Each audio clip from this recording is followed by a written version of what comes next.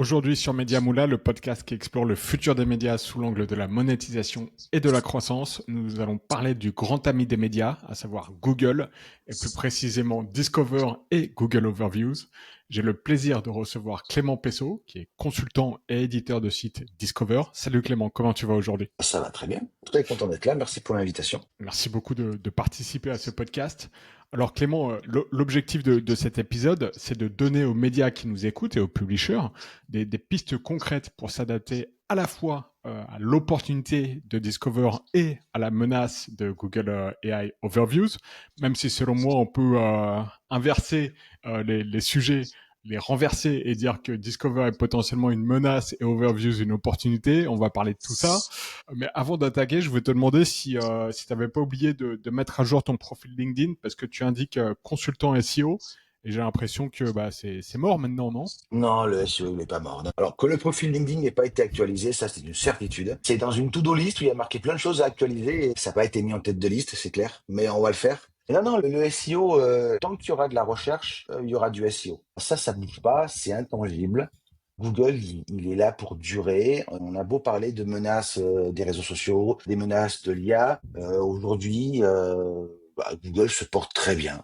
Il se porte très bien. Il n'a pas vraiment de problème financier. Tu vois que les chiffres sont bons, la pub est bonne, le trafic global est toujours aussi cohérent. Il n'y a pas de...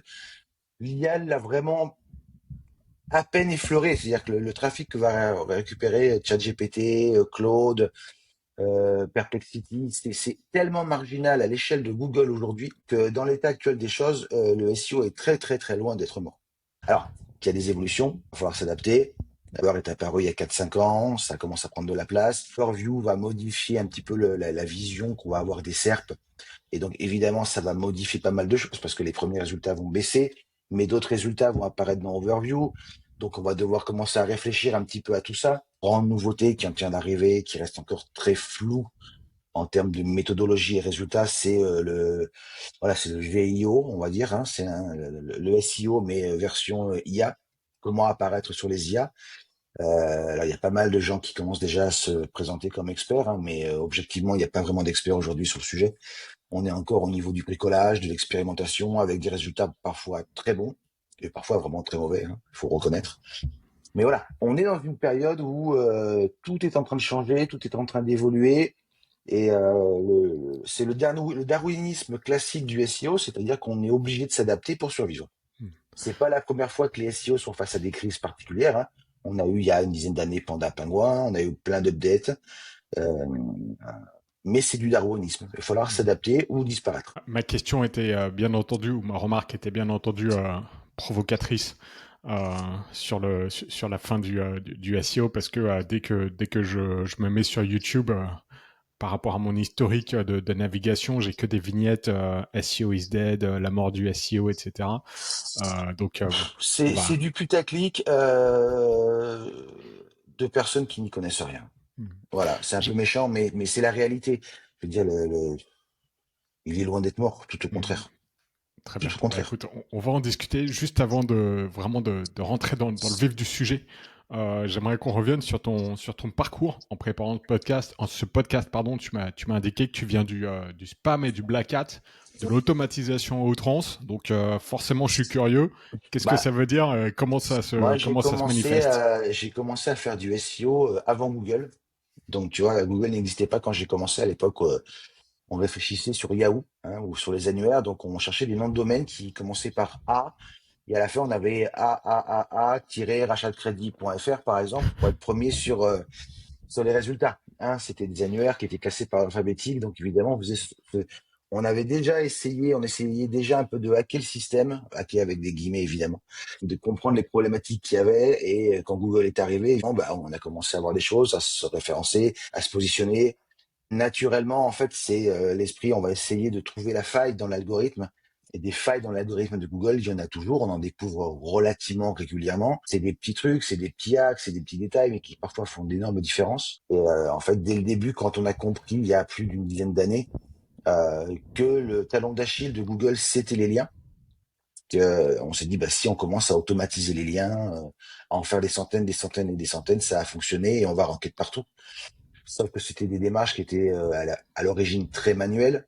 Donc tout de suite, l'idée, ça a été comment j'automatise ça.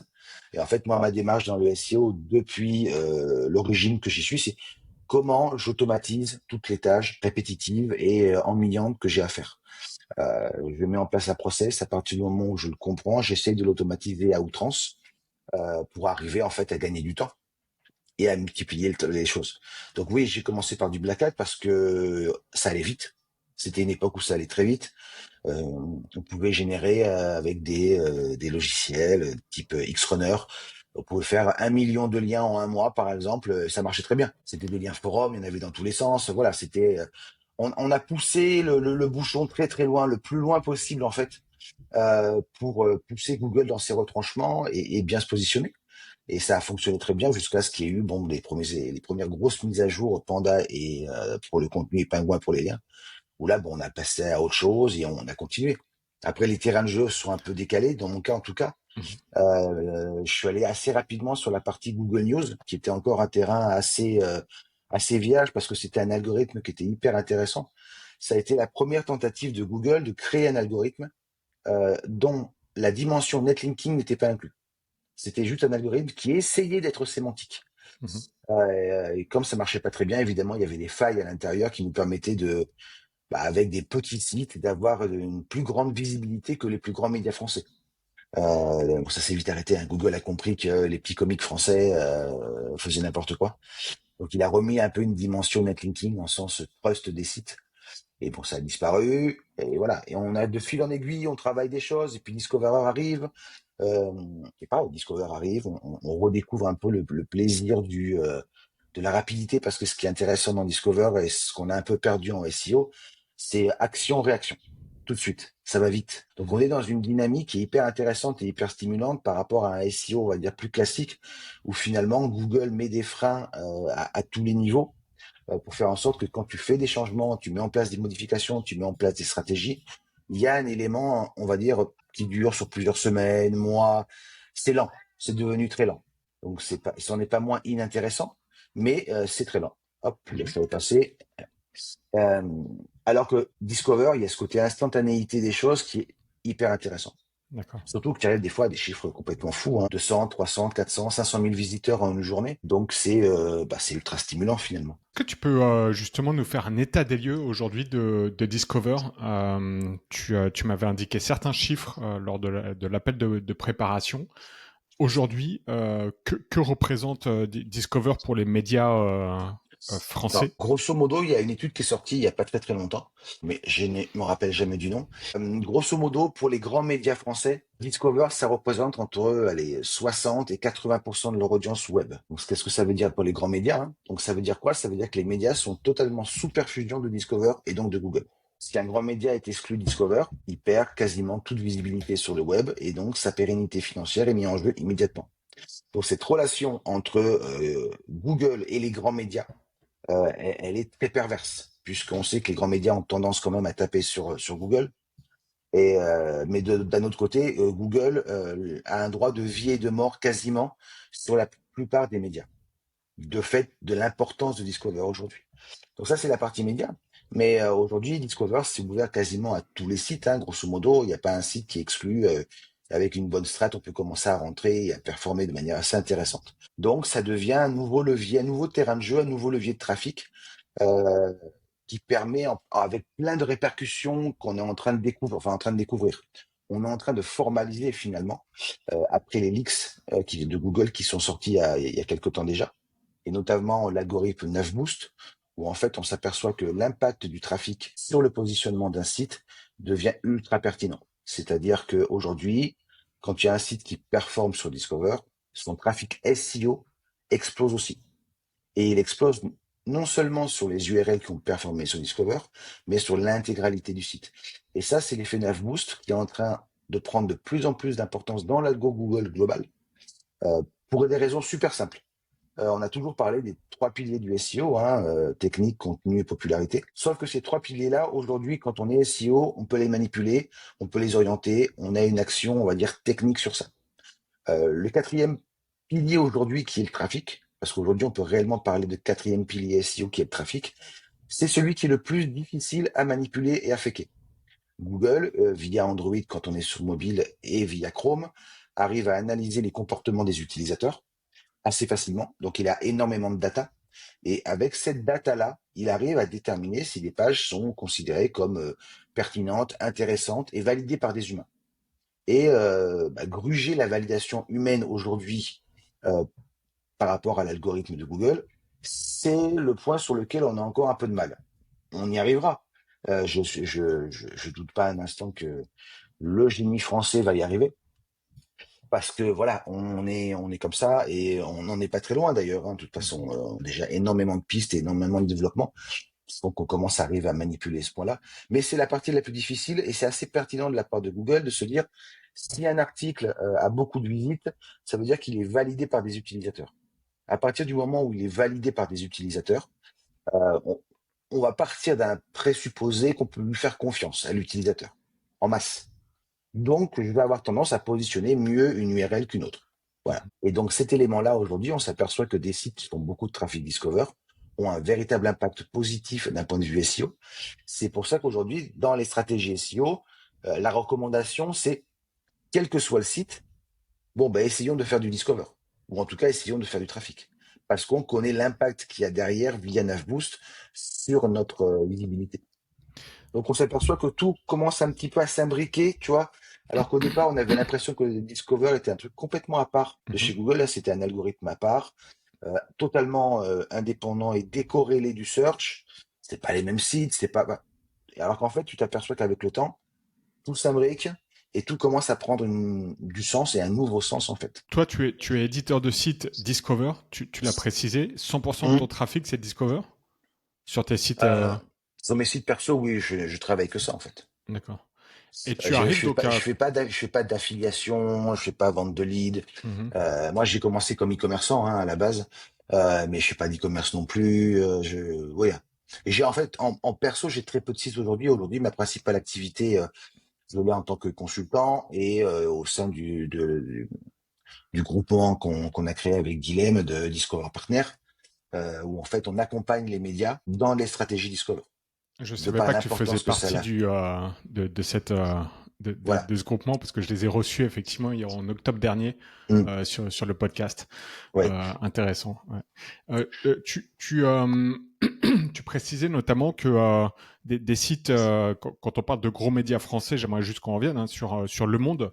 Tu indiquais par exemple que 70% du trafic Ouais, c'est peut-être un peu moins, ouais. mais on est dans ces ordres, c'est cet ordre-là de grandeur. Et ce qui m'avait frappé, c'est pour l'équipe, par exemple, tu avais indiqué beaucoup plus, 80. Ouais, alors l'équipe, on est plutôt entre 70 et 80, oui, Ouais. dans la partie Ok, web. d'accord. Sachant que ce trafic-là, en fait, pour eux, il est un peu marginal, entre guillemets marginal. Hein. On est quand même 20 ou 30 millions par mois par rapport à l'application. C'est l'application qui marche le mieux, évidemment, chez eux. Mais oui, oui, l'équipe, enfin, on est à 70-80% de trafic web. Le reste étant du search, principalement lié, par exemple, à des tableaux de résultats, des classements, du froid. Mais en ce qui concerne l'actualité pure, la visibilité de l'équipe, elle est principalement sur Discover. Et tu peux monter à beaucoup plus haut. Hein. Tu as des médias, certains médias de certains groupes dans l'univers People, par exemple, où tu peux monter à 90%, Hmm. très clairement. Quand tu parles à ces médias, ils sont. Quelle est la réaction? Ils sont parce que c'est facile de devenir complètement accro à Discover quand tu vois Ouais, 100 000, 200, bien 200 sûr. 000 visiteurs, 1 million de visiteurs par jour sur ta page, etc. Oui, Sur un article, hein. C'est ça en mhm, fait. c'est ça. Mais t'es complètement C'est de la addict en dopamine fait. pure. C'est de la dopamine pure. Donc Et qu'est-ce que en fait, c'est très compliqué. Alors, quand tu parles, alors, il y a deux éléments. Quand tu es éditeur, perso, seul, on va dire, ou en petit groupe, on va dire, et quand tu es un média, l'approche est différente. Quand tu es un média, tu vas essayer d'optimiser ta visibilité donc sur Discover, mais tu vas surtout avoir peur de faire des conneries et de te faire ban ou de perdre une visibilité pendant une semaine, 15 jours, un mois. C'est déjà arrivé sur certains médias, par exemple, de perdre 90% de leur visibilité Discover pendant un mois, suite à des mauvaises pratiques. Autant dire qu'à la fin du mois, le média était déjà en danger, très clairement. Il faut pas oublier, aujourd'hui, les médias, ils sont sous perfusion, hein, totalement. Hein. Ils sont en général contrôlés par des personnes excessivement riches qui permettent de remettre au pot quand il y a des crises, les subventions de l'État, le paiement des 3 voisins via Google. Donc, si tu veux, déjà, ils sont vraiment sous perfusion. Et ils sont déjà très, très ric-rac d'un point de vue mode de fonctionnement, budget de fonctionnement. Donc, si tu leur enlèves en plus le trafic et les revenus publicitaires, on est quasiment en banqueroute et très, très rapidement. Ils ont très peu de cash en réserve, en fait. Donc, ils ont surtout peur de cet algorithme. En mode, mais parce que c'est un algorithme qu'on comprend relativement mal, dont on n'a pas beaucoup d'informations. Google ne communique pas sur l'algorithme Discover ou de manière très parcellaire. On est surtout sur du test and learning. On a trouvé des bonnes pratiques, on a des guidelines, enfin, on arrive à comprendre le mécanisme, mais il y a énormément d'éléments qui sont liés à de l'incompréhension parce que c'est un algorithme qui est actualisé très régulièrement et où tu as ce qu'on appelle des tournantes, c'est-à-dire que ton site va bien fonctionner pendant 15 jours. Il y a une actualisation globale de Discover. Ton site disparaît quasiment pendant 15 jours sans savoir pourquoi et on revient après. Il y a ces entrées et ces sorties, en fait, actuellement, qui montrent que Google teste énormément de choses sur Discover et que c'est pas clair. Et donc pour les médias, c'est plutôt un côté peur, le Discover. Parce qu'on n'a pas de maîtrise, on en est totalement dépendant, donc c'est plutôt épée de Damoclès et on n'est pas serein. Très clairement, c'est de ce côté-là. Quand tu es éditeur de site, on va dire plus petit, la problématique de Discover, moi c'est ce que j'explique en permanence, c'est que Discover, ce n'est que du bonus. Aucune stratégie d'entreprise ne peut être basée sur Discover. Aucune. Parce qu'il y a cette incertitude permanente de rentrer et de sortir. Donc Discover, c'est du bonus. Discover, si on gagne de l'argent, c'est très bien. On le dépense, on le met de côté, on fait ce qu'on en veut, mais on va absolument pas l'utiliser comme stratégie de développement. Ce serait totalement fou parce que ça monte et ça descend. Et d'un point de vue émotionnel, pareil, il faut être bien accroché d'un point de vue mental. Alors j'exagère peut-être un peu, mais quand on a un site qui commence à générer 2, 3, 4, 5 000 euros par jour, évidemment qu'on est dans une euphorie permanente. Et quand du jour au lendemain, tout disparaît, bah, on est en une grosse dépression. J'ai vu vraiment, il y a des éléments de bipolarité qui sont extrêmement forts par rapport à Discover. Donc, j'explique toujours que Discover, faut le prendre comme du bonus et c'est tout. Ni plus, ni moins. Et on en profite. Tant que c'est possible, tant que ça fonctionne, tant qu'on arrive plus ou moins à hacker le système, on y va à fond. Mais est-ce que ça va durer? On n'en sait strictement rien.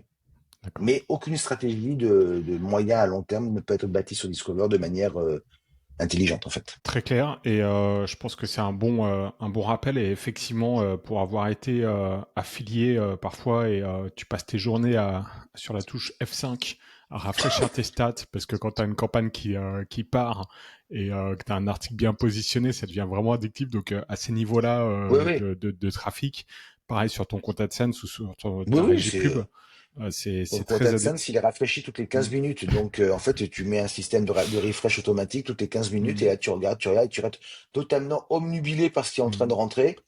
Et si à un moment, il n'y a pas de changement au bout de 15 minutes, tu dis, ça y est, c'est mort, c'est fini, je suis exclu, mais qu'est-ce que je vais faire? Voilà, bla, tu tombes à zéro. Parce que la dopamine est excessivement forte vis-à-vis de Discover. J'avais fait une conférence à Orléans, à un SEO Summit, qui traitait uniquement de ce point-là. Ok, La intéressant. gestion des émotions avec Discover. Elle est Parce que dispo, c'est un vrai problème. en ligne, cette conférence, ou non? Faudrait voir avec Loïc Burbet, Ouais. mais je crois pas qu'elle est en ligne. Ok, très bien. Mais Parce que c'était hyper intéressant, enfin ouais, intéressant. j'imagine. L'event était hyper intéressant. Et, euh, et je m'étais vraiment focus sur ce point-là Hmm. parce que bah, c'est un vrai problème. Quand on parle de Discover, on parle tout le temps des médias côté publisher. J'aimerais qu'on ait une pensée pour tous les annonceurs qui ont leur bannière AdSense sur les comptes Discover. Franchement, est-ce que c'est du trafic assez qualifié pour les annonceurs, ou est-ce que c'est pas un peu du Bah, braquage, et parce en que fait, alors Google via AdSense gère les affichages. Donc c'est Google qui va déterminer si l'affichage est quali ou non finalement, s'il est pertinent ou non. C'est un algorithme. Il faut bien voir qu'il y a des. En fait, la qualité de Discover, elle est toute relative. Ce qui se passe, c'est qu'on oublie trop souvent, c'est que derrière Discover, il y a une audience. Cette audience, elle attend des contenus. Et si les gens cliquent, si les gens lisent les articles, c'est qu'ils sont satisfaits de ça. On peut avoir un esprit critique et dire non, mais ce qu'il y a sur Discover, c'est nul, c'est. Hein. Ça correspond à une audience. Le concept de qualité est totalement relatif. Si ça plaît à une audience, c'est que la qualité attendue par cette audience est bonne.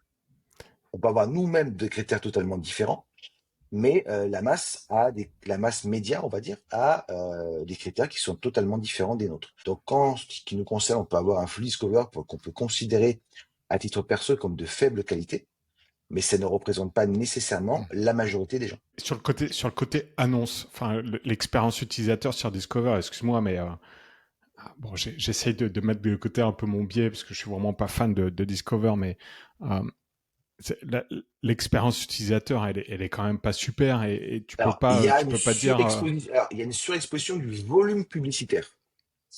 Et par rapport à ça, depuis à peu près, alors c'est bien, ça tombe bien puisqu'on en parle, depuis à peu près une semaine, 10 jours, Google, via AdSense, a envoyé des mails à pas mal d'éditeurs pour leur demander de réduire drastiquement l'impact publicitaire sur les pages. Est-ce que les annonces publicitaires sur des pages Discover sont moins rémunérées pour les publishers que de l'AdSense classique qui vient de trafic SEO? Ou Non, est-ce qu'on a ces stats? Non, c'est la même chose? je vois pas pourquoi il y aurait de différence. En fait, le trafic Discover, il est, euh, il est ciblé par rapport à des personas, pas par rapport à des requêtes. C'est-à-dire, si quelqu'un aime le foot, il va avoir dans son flux d'articles qui traitent du football et de son club en particulier. Mhm. Donc, d'une certaine manière, et comme les publicités sont ciblées en one-to-one, pardon, excuse-moi, le ciblage publicitaire est excellent, en fait. Quelque part, il est presque meilleur que sur le search. Est-ce qu'on peut aborder la nouveauté là alors, je crois que c'est pas encore dispo en France, c'est l'arrivée de Discover sur le format desktop. Ouais. Alors aujourd'hui, c'est présent au Japon, en Australie et en Nouvelle-Zélande. Donc, c'est en mode bêta test. Ça va se généraliser sûrement courant 2025. En termes d'impact, ça devrait être quand même assez marginal. Il y aura un impact, hein, mais il sera pas énorme. Par contre, le point le plus important, c'est pas vraiment l'impact que ça va avoir d'un point de vue média, c'est l'impact philosophique de Google. Google est toujours parti sur un logo, une barre de recherche et 3 boutons qui se raident. Pas plus. Less is more. Toujours. C'est son ADN, c'est son message, ça n'a pas changé depuis plus de 20 ans. Mettre du contenu sur la homepage de Google, c'est un changement de paradigme qui est radical d'un point de vue philosophique. Donc, pour moi, ça ne fait que souligner encore plus l'importance de Discover dans l'écosystème Google aujourd'hui et dans sa vision des choses. C'est-à-dire que avec Overview qui va commencer à s'installer, ce qu'on va voir, c'est que finalement, là où Google va être finalement un catalyseur de trafic, ça va être principalement sur Discover, où il va rester dans une vision, je capte des visiteurs pour les envoyer sur des sites web. A contrario, sur la partie search plus overview qui va s'incruster là-dedans, je vais essayer de garder les visiteurs le plus longtemps possible sur Google, de les faire naviguer sur Google pour capter directement l'impact publicitaire. Donc le fait qu'on puisse commencer à avoir Discover sur un desktop, c'est une révolution, mais voilà, ça va pas changer la face du monde d'un point de vue pratique au quotidien, mais d'un point de vue philosophique Google, je trouve ça complètement dingue. Quel est l'objectif de Google là-dessus? Parce que effectivement, c'est un move qui est assez qui est radical par rapport à effectivement à leur homepage. Parce que pour bien expliquer les choses, en gros, quand tu vas aller sur google.fr, tu vas avoir un flux Discover Hum, directement sur ta exactement. page, C'est avec ça. des articles selon Ouais, ta ouais, navigation, etc. Euh, que- exactement. quel est quel est l'objectif affiché et quel est l'objectif peut-être caché? En fait, alors, je sais, déjà, monétiser la homepage, donc ça va permettre de mettre de la pub sur la homepage de Google, qui est quand même la page la plus visitée au monde quotidiennement. Donc c'est pas négligeable. Sachant que les publicités, c'est pas qu'au clic, hein, c'est à l'affichage aussi. Donc ça va lui permettre de mettre de la pub sur la page la plus visitée au monde quotidiennement. Donc ça va faire de l'argent. Et deux, en fait, je pense qu'ils ont vu aussi le modèle économique et le mode de fonctionnement d'un MSN ou d'un Yahoo.fr avec des homepages très dédiés, portails Mhm. d'information, qui fonctionnent bien. Alors ça fonctionne très très bien aux États-Unis, peut-être moins en Europe et moins en France. On n'est pas très habitué à ça. Mais aux États-Unis, MSN et Yahoo.fr ont encore des audiences quand même très importantes. Et se dire que bon, ben, on peut avoir une homepage qui ressemble un peu à eux et ça fonctionne très bien et on va peut-être commencer aussi à gratter du contenu par rapport à ça. Donc, à mon avis, il y a une strate qui est liée à ces éléments-là. Quand on regarde Discover, pardon, plus du côté gestion éditoriale des grands médias. Encore une fois, on va se focaliser un peu plus sur les grands médias. Est-ce que, selon toi, on assiste à un appauvrissement, entre guillemets, imposé de l'éditorial face à la perfusion de Discover, face au fait que les médias sont complètement dépendants de Discover? Parce que tu m'as expliqué que même des médias comme Mediapart sont sur Oui, oui, Disco. il remonte. J'en avais aucune, j'avais aucune connaissance. J'ai désactivé mon feed Disco, donc je le réactive régulièrement pour pas rester comme tu vois, la personne qui n'aime C'est- pas mais qui ne s'intéresse pas au sujet. Mais j'ai jamais vu, j'aurais jamais pensé que un média comme Mediapart euh, optimise pour Disco, parce qu'ils sont pas là par hasard, j'imagine. Bon, alors, ils sont là un peu par hasard, mais D'accord. derrière, oui. Mais en fait, l'optimisation de base des articles pour Discover, ok, on a tendance à réduire le truc à un titre putaclic et une image pétante. Les journaux classiques ont toujours eu cette vision de faire des titres un peu qui pètent, qu'on en donne envie de lire. Enfin, même dans la presse classique, ça a toujours existé. Les effets de buzz, les titres. Historiquement, si on prend l'histoire de la presse, je sais pas, le titre d'article le plus connu de l'histoire, c'est le J'accuse de Zola. Ça, si c'est pas un titre putaclic, je suis désolé. C'est le summum du putaclic. Et Oui, c'est enfin, l'article le plus historique qui a été écrit dans l'histoire de France. Voilà. ouais. C'est un article Discover. Hmm. Et il y en a Enfin, d'autres, il y en a plein. on peut pas comparer J'accuse avec voici 40 astuces pour nettoyer votre maison avec du La bicarbonate de structure, soude. la structure sémantique et analytique pour en faire du buzz est exactement la même. La Je comprends le problématique, message. tu vois, la problématique qu'on a, c'est qu'on va se focaliser sur des, des impressions de qualité. Comme je te le disais tout à l'heure, la qualité, c'est quelque chose de totalement relatif. Hmm. Totalement relatif. C'est pas parce qu'on est le 1% qu'on va considérer que Discover c'est nul que c'est nul. Hmm. 90% des gens l'utilisent au quotidien. Hmm. Donc c'est bien. Ouais, après, il y a tout un. Mais ça, c'est, tu vois, c'est une question. Alors, je suis né. Forcément, hein, je te challenge, etc. Mais c'est mon rôle.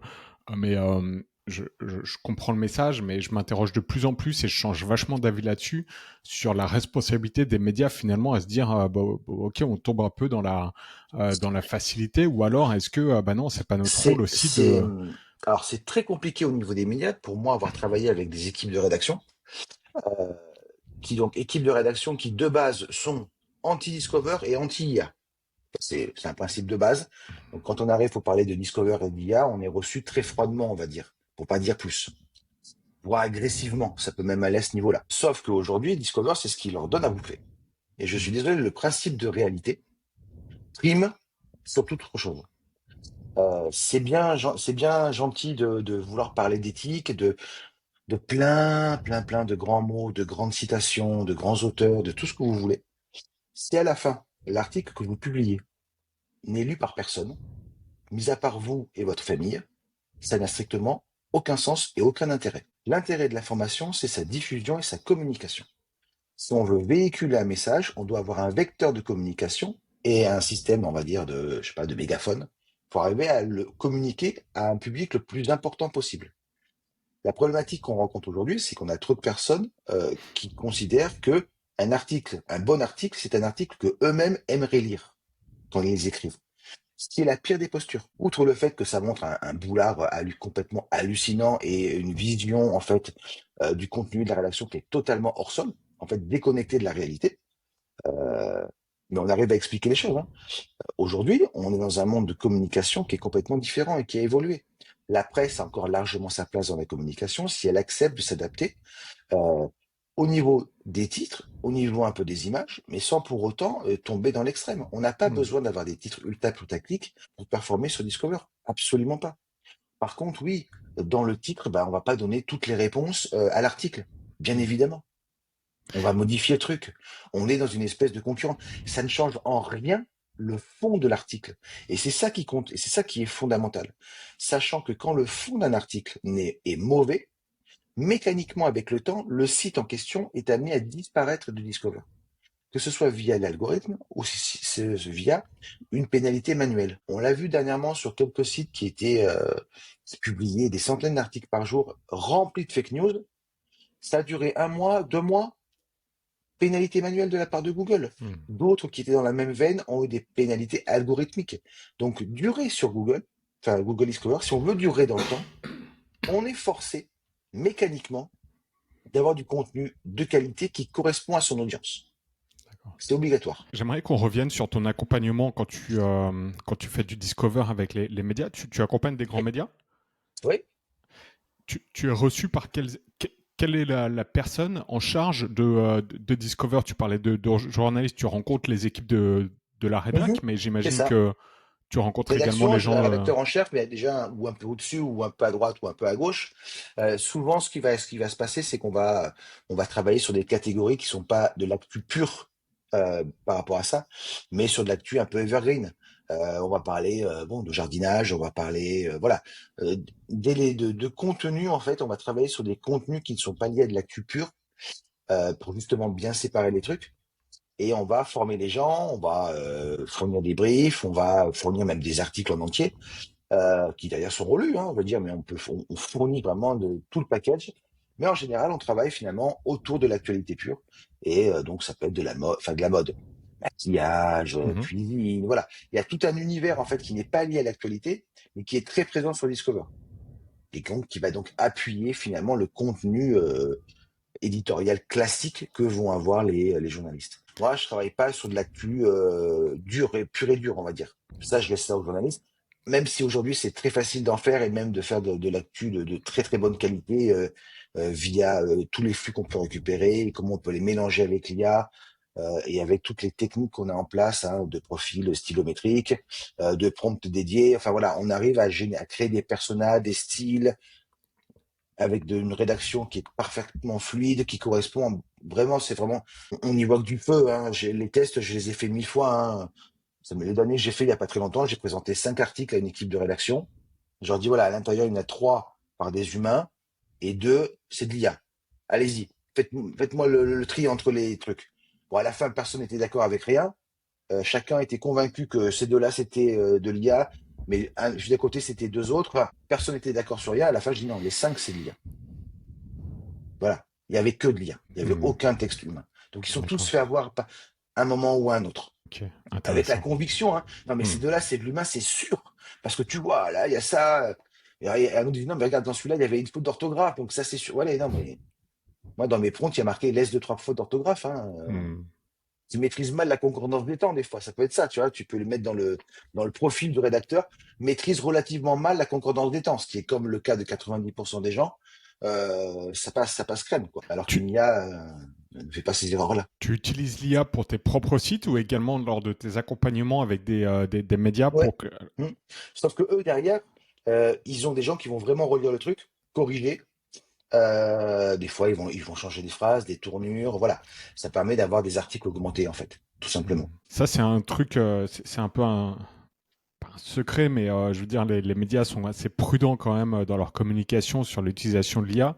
Aujourd'hui, ils partagent de plus en plus leur process, leur système en disant oui, j'utilise Claude pour la validation de la structure de l'article, Perplexity pour la recherche, etc.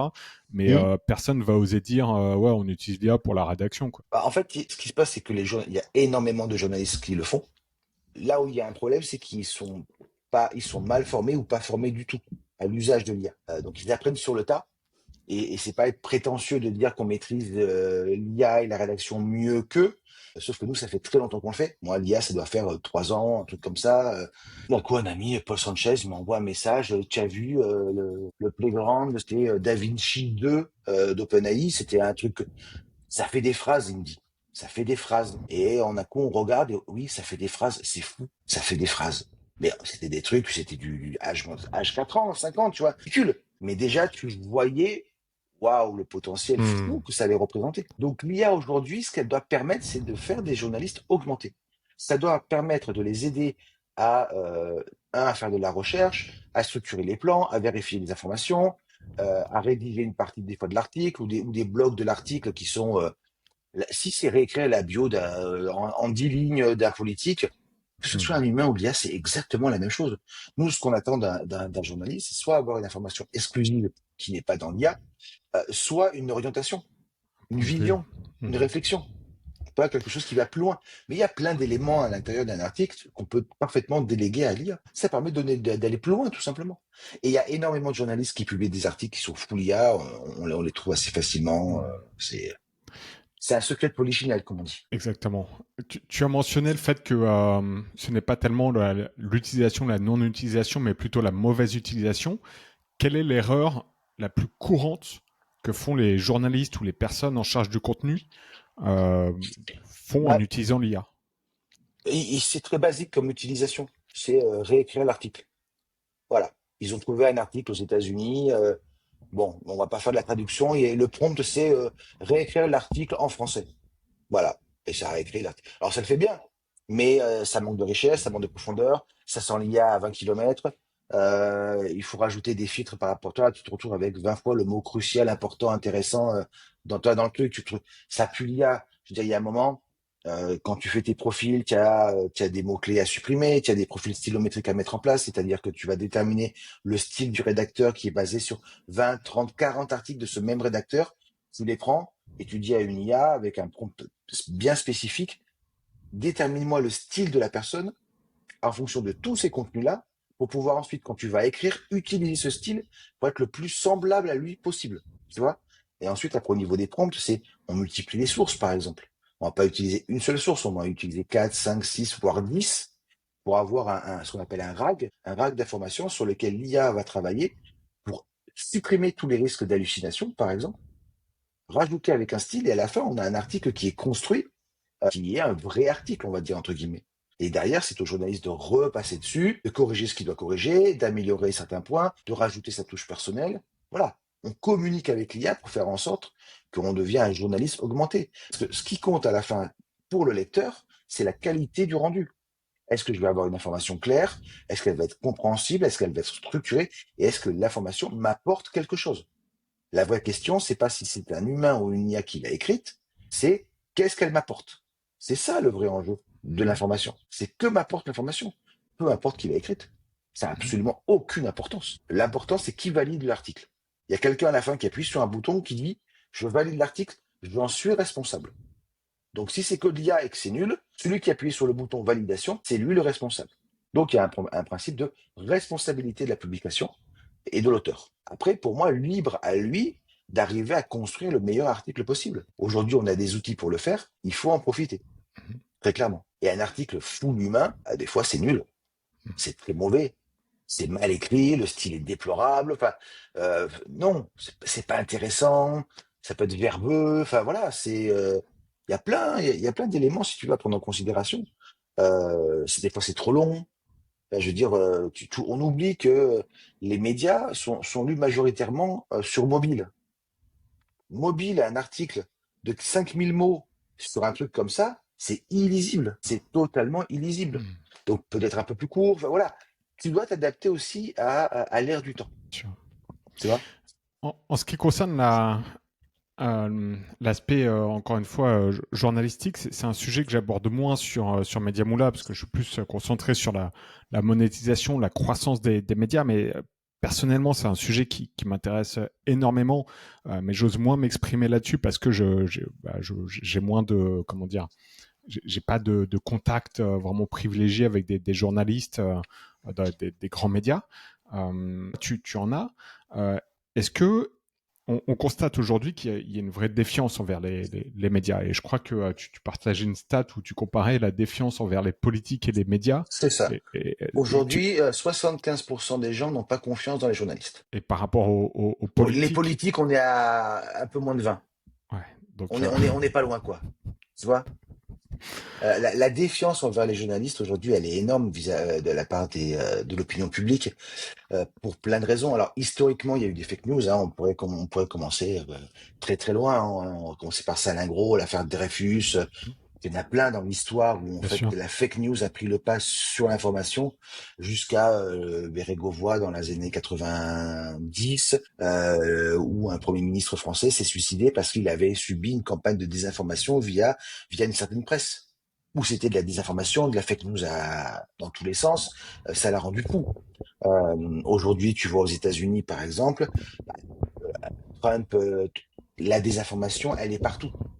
Donc évidemment que la vision qu'on a des journalistes a énormément perdu de valeur sur différents critères, hein. Un, la qualité, mais deux aussi le comportement de certains journalistes. Là, c'est vraiment certains journalistes avec le côté voyeuriste, manque de respect des personnes, voilà. Tu vois, il y a ce côté-là aussi très intrusif Hmm. qui est très très mal vécu par le grand public, qui n'est pas accepté.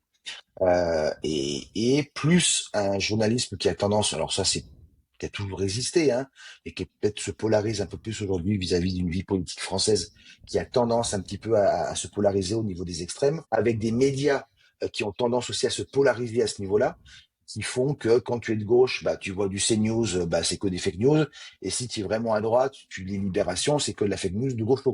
Tu vois, on en perd un peu les critères. Et derrière aussi, évidemment, il y a une orientation politique qui remonte dans ces différents médias qu'on avait peut-être moins tendance à voir il y a encore une dizaine, vingtaine d'années, où finalement la polarisation politique était plutôt au centre et donc les médias étaient plutôt orientés centre. Hmm. Voilà. Tu vois, on disait que Libération était de gauche il y a encore une vingtaine, 10, 15 ans, mais gauche tendance centre. C'était pas aujourd'hui la vision qu'a Libération, c'est presque un média éléphiste pour beaucoup de personnes, hein. Vrai ou faux, peu importe, mais la perception qu'en ont les gens, c'est énormément polarisé. D'où la perte de confiance totale. Pour faire le lien avec le sujet du jour, tu t'en doutes bien, je te posais la question de la défiance. Est-ce que tu ne penses pas que des mécaniques comme Discover va amplifier cette défiance envers les médias? Et est-ce que les médias finalement ne sont pas en train de se tirer une balle dans le pied à se dire bon bah allez on va all-in sur Discover alors qu'on sait très bien que c'est pas forcément encore une fois, je comprends bien ton discours de on peut faire de la qualité est subjective, etc. Ok, mais est-ce que fondamentalement, il n'y a pas cette pensée qu'ils ont, peut-être, hein, à toi de me le dire par rapport à tes relations avec les journalistes et avec les rédacs, de se dire, putain, là, on est en train de se desservir, en fait.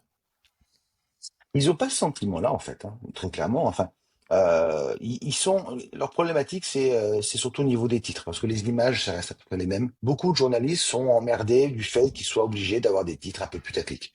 Euh, Au niveau de l'édito et de la rédaction, dans la très très grande majorité des cas, ça n'a aucun impact. Par contre, ce qui est vrai, et c'est là où on a peut-être une orientation, mais en soi, ça n'a pas changé par rapport à avant, hein, c'est qu'on a une orientation au niveau des sujets. C'est-à-dire qu'on va avoir tendance à aller vers des sujets dont le potentiel médiatique, buzz, disco, est plus important qu'un autre. Donc on va aller plus sur du people, sur ce genre de truc, du sport un peu putaclic, voilà. Mais les thématiques vont peut-être glisser, mais est-ce que ça change énormément par rapport à l'ancienne presse? Je pense que ça n'a pas changé, sauf qu'aujourd'hui, on le voit plus, tout simplement. Ça se note beaucoup plus à l'écran. Parce que déjà, avant Discover, bon, on avait Google News qui lui est assez neutre de ce point de vue-là, mais avant, on avait la presse standard. Bon, ben, dans la presse, on devait traiter les sujets les plus putaclic du moment, les anciens problèmes d'entité, quoi. Les entités de personnes qui sont, voilà, il faut parler aujourd'hui de telle personne, tout le monde va en parler, tout le monde va essayer d'avoir l'article le plus intéressant d'un point de vue impact médiatique. Ça n'a pas changé. Rien n'a changé. Sauf qu'aujourd'hui, Discover génère une loupe par rapport à des comportements et à des réalités qu'avant, peut-être, on ne voyait pas aussi clairement, on va dire. Alors, tu t'en doutes bien, j'ai rien contre Google ni les éditeurs qui font du Discover, mais bon, forcément, je me questionne en tant que citoyen et même en tant que professionnel du monde des médias sur les dangers à venir pour l'industrie et pour le secteur. Et de plus en plus, en fait, ça me questionne vraiment de me dire que bah, c'est une entreprise Big Tech de Mountain View qui a droit de vie ou de mort sur les médias. Mmh, Et ça, totalement. ça me bute en fait. Tu vois, Ah oui, toi, quelle est ta c'est position là-dessus? Parce que tu y je participes, constate. tu constates? Non, alors moi, il est simple, c'est un constat. C'est bien d'y penser d'un point de vue philosophique, bla bla bla bla bla, mais je le mets vraiment du côté du bla bla bla bla bla. C'est-à-dire qu'aujourd'hui, il faut savoir aussi constater une réalité.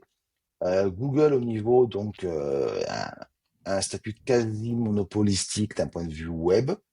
C'est vrai que avec les applications sur les réseaux sociaux, c'est pas du tout le cas. Je pense qu'il y a beaucoup plus de désinformation sur les réseaux sociaux que sur Discover. La différence, elle est énorme, hein.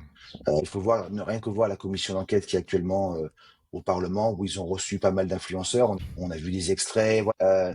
Ça devient vraiment problématique. Peut-être qu'un jour, il y aura des éditeurs Discover qui seront appelés à parler devant la commission en disant, mais qu'est-ce que vous faites vous sur Discover? C'est possible, hein. C'est On sait, pas, ouais. ça aurait du sens, hein. Mais aujourd'hui, en fait, oui, il y a une mainmise de Google, c'est une évidence. C'est un constat. Hmm. Ce n'est qu'un constat. Si demain on enlève Discover, ben les journaux vont fermer. Hmm. Quel est le canal qui va les sauver? On doit encore mettre plus de subventions? Au nom de quoi? De la pluralité de journaux qui seront lus par personne? Hmm. À quoi ça sert? C'est un sujet Je- passionnant. Alors, L'information n'a de sens que hmm. si elle est diffusée. Il faut qu'elle soit accessible et qu'elle soit diffusée et qu'elle ait une audience. Un article super intéressant qui est lu par 0 personne n'a aucune valeur. Dans un monde idéal, en fait, faudrait que toi, en tant que citoyen, en tant que consommateur d'informations, tu te dises bon bah allez, je vais aller sur lemonde.fr, sur Libération, sur le Courrier International, sur etc. etc. Donc ça veut dire quoi pour les médias? Ça veut dire avoir des marques suffisamment fortes. Et en même temps, tu te dis, bah, les marques, elles sont déjà là. Tout le monde connaît Le Monde. Si tu vas dans la rue demain, peu importe là où tu vas Voilà. en France, et ça suffit pas. Et c'est ça où tu te dis, il y a quand même peut-être un truc à inventer, des choses à faire pour que les médias développent des relations encore plus fortes en direct avec les personnes à la recherche d'informations. Et en même temps, tu te dis, bah ouais, mais en fait, ça fait des années, des décennies, certaines fois des marques centenaires, des médias qui font ça et ça suffit pas. Et Ils sont dans la place. Donc, normalement, ils devraient quelque part se suffire à eux-mêmes de par leur propre notoriété. C'est pour ça ils ont mis en place des abonnements, par exemple. mhm, Tu veux lire Le Monde, Libé, Le Figaro, ils sont quasiment tous en abonnement en ligne. L'équipe, voilà. Il y a une portion qui est gratuite, donc qui va fortement remonter sur Discover, qui finalement va servir de produit d'appel aux personnes qui vont découvrir ces médias pour ensuite faire un passage à l'acte en mode abonnement, tu vois. Donc tu as de la diffusion d'informations, voilà, qui sert à ça en termes de branding finalement. Mais Discover, ça permet ça aussi. C'est un réseau social en mode Google où tu vas découvrir de nouveaux médias. Libre à toi après dans ton propre flux de le structurer, de l'organiser. Tu vois des choses qui te plaisent pas, il y a un bouton pour dire je veux plus voir ce site-là, je veux plus voir ces thématiques. Tu peux construire ton propre flux ouais, Discover pour le personnaliser entre guillemets à l'extrême, pour faire en sorte qu'il corresponde un petit peu à ce que toi tu as envie de lire. ok, Et en soi, c'est intéressant parce que Discover, mm, finalement, ça représente tes propres centres d'intérêt. Donc, si tu travailles ton flux Discover, tu vas avoir vraiment un flux qui va t'intéresser. Donc, qui sera qualitatif de ton propre point de vue. ouais, Tu vois? Et ce qui est intéressant dans Discover, c'est que c'est grosso modo ouvert à tout le monde. Donc, tu as une pluralité d'informations et une neutralité de l'information. mhm, Si demain on commence à dire qu'on doit seulement sur Discover voir les grands médias, par exemple, dans ce cas-là, tu es dans une forme de censure, ce qui est la pire des choses en démocratie.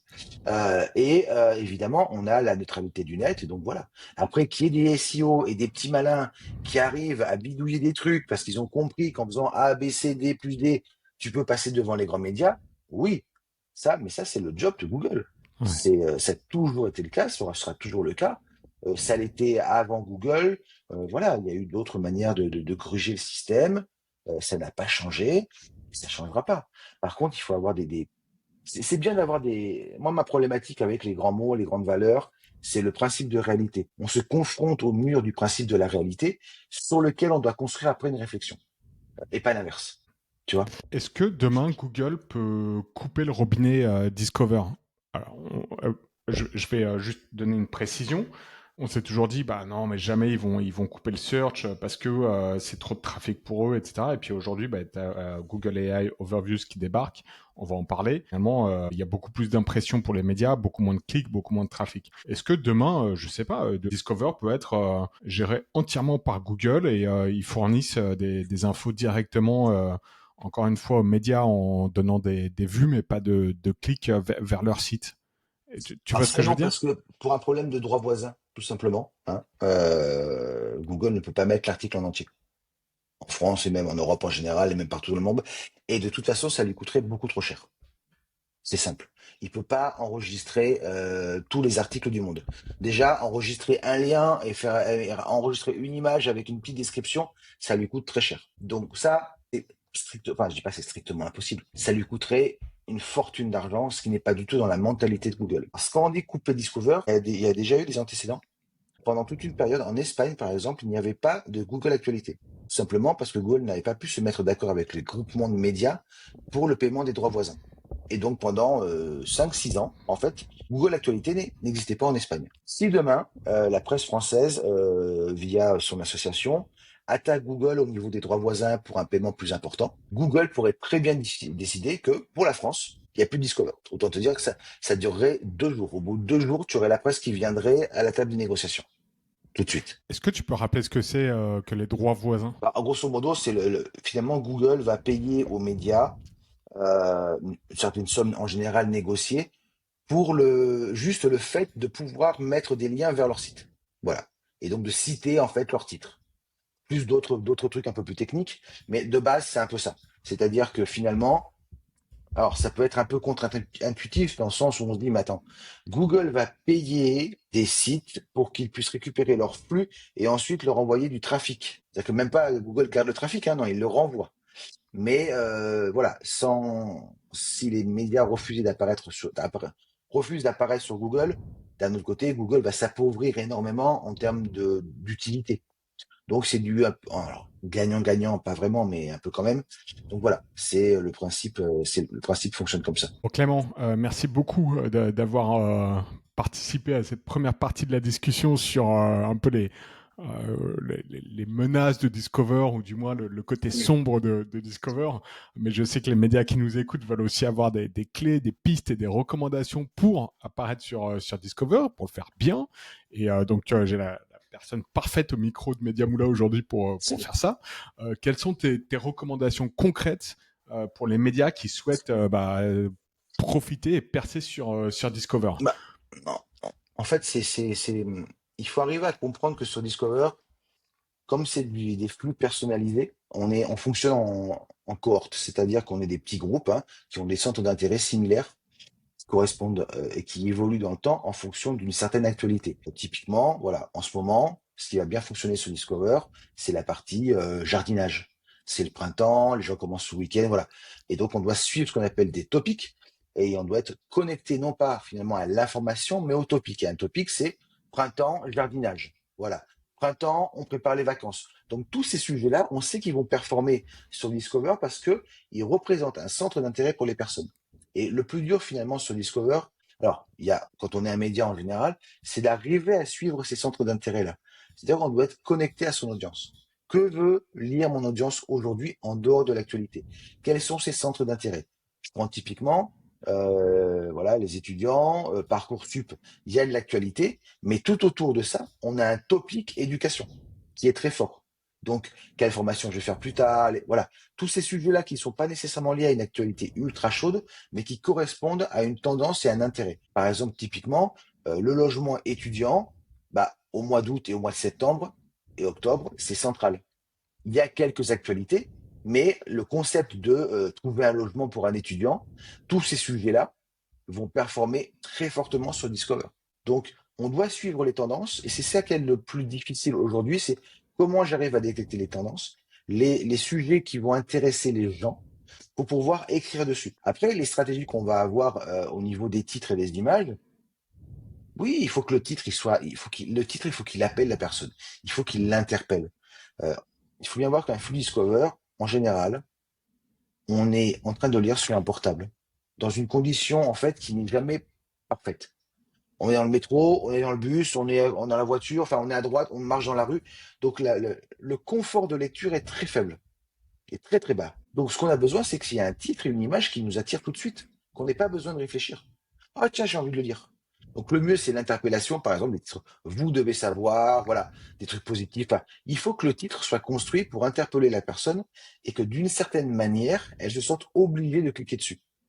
Quand vous tombez, par exemple, dans la période des impôts, un article qui vous dit est-ce que vous avez coché cette case pour payer mon impôt? C'est obligé de cliquer dessus. Tu vois? Si à l'intérieur de l'article, en plus, il y a la réponse qui dit, est-ce que vous avez cliqué sur la case 2BCE? Parce que comme ça vous fait 10% de réduction. Ah bah oui, waouh, je clique et j'adore l'article. Alors s'il n'y a rien écrit, évidemment, là c'est du fake news. Et le titre en lui-même, il doit m'interpeller. Je dois avoir ce sentiment de devoir cliquer dessus. C'est ça qui est important. Et Je- les topics, c'est fondamental en fait. C'est là que tout se joue finalement. Et entre les sites qui performent sur Discover et ceux qui ne performent pas, c'est très souvent le fait que les gens n'arrivent pas à sentir l'air du temps. C'est hyper important. Ça, c'est un sujet très très intéressant pour les médias et les éditeurs qui nous écoutent, j'imagine, de sentir, c'est presque de l'intuition, mais il y a également des outils, donc tiens, on va le Ouais. présenter à la fin de ce podcast. Mais j'ai l'impression que tu indiques qu'il ne faut pas forcément, pour ressortir sur Discover, réagir sur l'actu ultra chaude. Imaginons quand Trump annonce qu'il veut acheter le Groenland ou des choses comme ça. Ça, c'est typiquement, c'est un no-go pour le. Bah, ça va performer parce que il y a des gens qui vont être intéressés par le truc. Il y a beaucoup de monde qui vont arriver sur ces pages-là, donc ça va remonter sur Discover. Mais en général, ça va être l'apanage des plus gros médias. Donc ils vont lutter entre eux. Quand il y a un petit média, c'est pas la peine d'aller dessus parce que tu auras aucune visibilité. D'accord. Ça va être du très court terme. Typiquement, par exemple, dans le sport, sur Discover, dans le sport, ce qui remonte, oui, tu vas avoir de temps en temps un résultat, mais c'est marginal. Ce qui Hmm. va remonter dans l'univers du sport, c'est ce qu'a dit l'entraîneur à la conférence de presse, le commentaire du joueur, c'est ce genre d'informations qui remontent bien sur Discover parce qu'elles ont une temporalité qui est plus longue que l'actu pure. C'est-à-dire D'accord. une temporalité de 2, 3 jours. Hmm. Si l'entraîneur a dézingué son joueur dimanche, lundi, mardi, tu peux encore avoir un intérêt pour ça. Donc, la news a du sens pour Google. Si c'est de l'actu super chaude, style résultat du match, il y a peu de chances que ça remonte, et ça va remonter de manière très marginale. Pourquoi? Parce que les gens connaissent le résultat. Quel est l'intérêt de cliquer dessus? Aucun. Donc, ça dégage. Par contre, si tu me parles de, voilà, Trump dit qu'il veut envahir le Groenland, ça, c'est l'actu chaude. L'article qui va performer sur Discover, c'est pourquoi? Hmm. Pourquoi Trump veut absolument annexer le Groenland? Ça, c'est un article parfaitement sur Discover, c'est-à-dire qu'on a des gens qui sont intéressés par la politique internationale. C'est un cluster, c'est un nombre de personnes. Tu leur donnes non pas une information, mais une analyse de l'information, un topic. Pourquoi Trump? Et en plus, cette information-là, elle a une durée de vie qui est beaucoup plus longue que l'actu en elle-même. Et là, ça a du sens d'être sur Discover. Donc, ce qui est bien au niveau des médias, et ils ont tendance à le faire de plus en plus parce qu'ils ont compris que ça fonctionnait aussi comme ça, c'est que l'actu chaude, ok, on y va parce qu'on doit la faire, mais là où ça a du sens d'être visible sur Discover, c'est sur interprétation, analyse, et tous les éléments orientation politique, tout ce que tu as envie, pour être visible sur une période un peu plus longue sur Discover, sur le flux Discover des gens. C'est ça qui va être intéressant. Le pourquoi, le comment, le qui, voilà. Toutes ces questions ont déjà beaucoup plus de sens. Donc concrètement, si on prend un journal comme Le Monde, par exemple, qui va traiter l'actu, on va encore reprendre l'exemple de Trump et du Groenland. Est-ce que Le Monde va créer deux articles, un pour vraiment son édito classique et un pour Discover, ou est-ce qu'il va essayer de Non, ça va être le même. la même? Ça va être le même. Sauf que dans le titre, on va commencer à jouer un petit peu avec le titre. Est-ce qu'il est possible de faire du split test de titres ou d'images dans Discover? Non, quand c'est lancé, c'est lancé. On peut modifier, mais ça marche pas des masses, en fait. Parce que le temps de prise en compte, des fois, peut être très lent et pas automatique. Par contre, ce qu'on fait, c'est qu'on on a différentes manières, alors ce serait rentrer dans les détails techniques, mais tu peux présenter plusieurs titres à Google et Google choisit après à l'intérieur plus ou moins. Entre title, H1, Open Graph, voilà. Il y a manière de faire des petites choses là-dedans pour essayer de tester des choses et présenter certains contenus aux utilisateurs, d'autres à Google, ce qui permet un petit peu de faire des équilibres. Euh, mais non, non, aujourd'hui, finalement, ce qui compte pour les médias, c'est ils savent que l'actu chaude, il faut la faire, mais après, le pourquoi, du comment, l'analyse, ce qui en soit hyper intéressant de leur point de vue, c'est sur l'article-là qu'ils vont performer sur Discover, sachant que voilà, au niveau du titre, il faudra faire des compromis. Est-ce que tu as une checklist ou certains éléments qui permettent un peu de valider si un article est Discover est Friendly, on pertinent dit. pour... Ouais. Pardon? Discover Friendly. Ouais, c'est ça. Nombre de mots, titraille, image, poids de l'image, C'est etc., etc. bon, alors il faut déjà avoir des pages qui soient ultra rapides. Hein, ça, c'est un peu la base aujourd'hui. On est quand même sur mobile. avec des critères de la part de Google qui sont, alors pas intégralement, mais quand même en grande partie sur une vision mondiale des connexions mobiles, qui est donc plus de 3 à 4G que de 4 à 5 comme nous. Hmm. Donc, ce qui veut dire que quand tu es en 3G, 4G, il faut vraiment que ce soit rapide, sinon l'affichage est mauvais. Donc, c'est vrai que la visibilité d'un site dépend en grande partie de ça. C'est que ça, c'est clair. Ensuite, tu dois montrer ce qu'on appelle le EAT, hein. C'est les grands classiques. Il faut avoir des auteurs, des pages de contact. Voilà. C'est tout un univers où tu dois en fait te présenter comme média, comme éditeur de site, de la manière la plus transparente possible, la plus crédible possible. Alors, il y a du faux à l'intérieur, évidemment, mais l'idée, c'est de communiquer sur un message, d'assumer qui on est et d'assumer ce qu'on publie. Et après, au niveau des articles, oui, les articles trop longs ont tendance à sous-performer par rapport à des articles plus courts, tout simplement parce qu'en fait, Google analyse le comportement de l'utilisateur sur l'article. Quand l'article il est trop long, en fait, la grande majorité ne va pas le lire en entier. Tout simplement parce qu'on est sur mobile et qu'on est dans une position inconfortable à la lecture. Donc, des articles de 4, 5, 6 000 mots ne sont pas lus sur mobile. Donc, l'expérience utilisateur qui est mesurée par Google est négative. Donc, Google se dira, mauvaise expérience utilisateur, je ne le mets pas sur Discover. A contrario, des articles plus courts, 500, 600 mots, qui ont donc un temps de lecture global de 2 minutes, 2 minutes 30, sont parfaits pour l'expérience utilisateur. Ce que j'explique en général, c'est que la longueur d'un article doit correspondre à une station de métro parisienne. Parce que finalement, c'est le moment où je vais pouvoir lire mon article, parce que quand je m'arrête à la station suivante, ça rentre, ça sort, je suis bousculé, je perds le fil de la lecture. Tu vois? C'est ça qui est important. Aujourd'hui, les modes de consommation de l'information ont énormément évolué. Il y a encore je vais pas dire les années, il y a encore un certain laps de temps, quand j'étais étudiant à Paris, dans le métro, les gens avaient un journal. Ils ouvraient le journal dans le métro. Tu vois. Ils Hmm. rentraient dans le métro, tu avais les trois quarts des gens avec un journal ouvert. Et tu avais le même bordel, hein. Ça s'arrêtait, ils devaient le fermer, se relever, enfin c'était l'enfer, tu vois.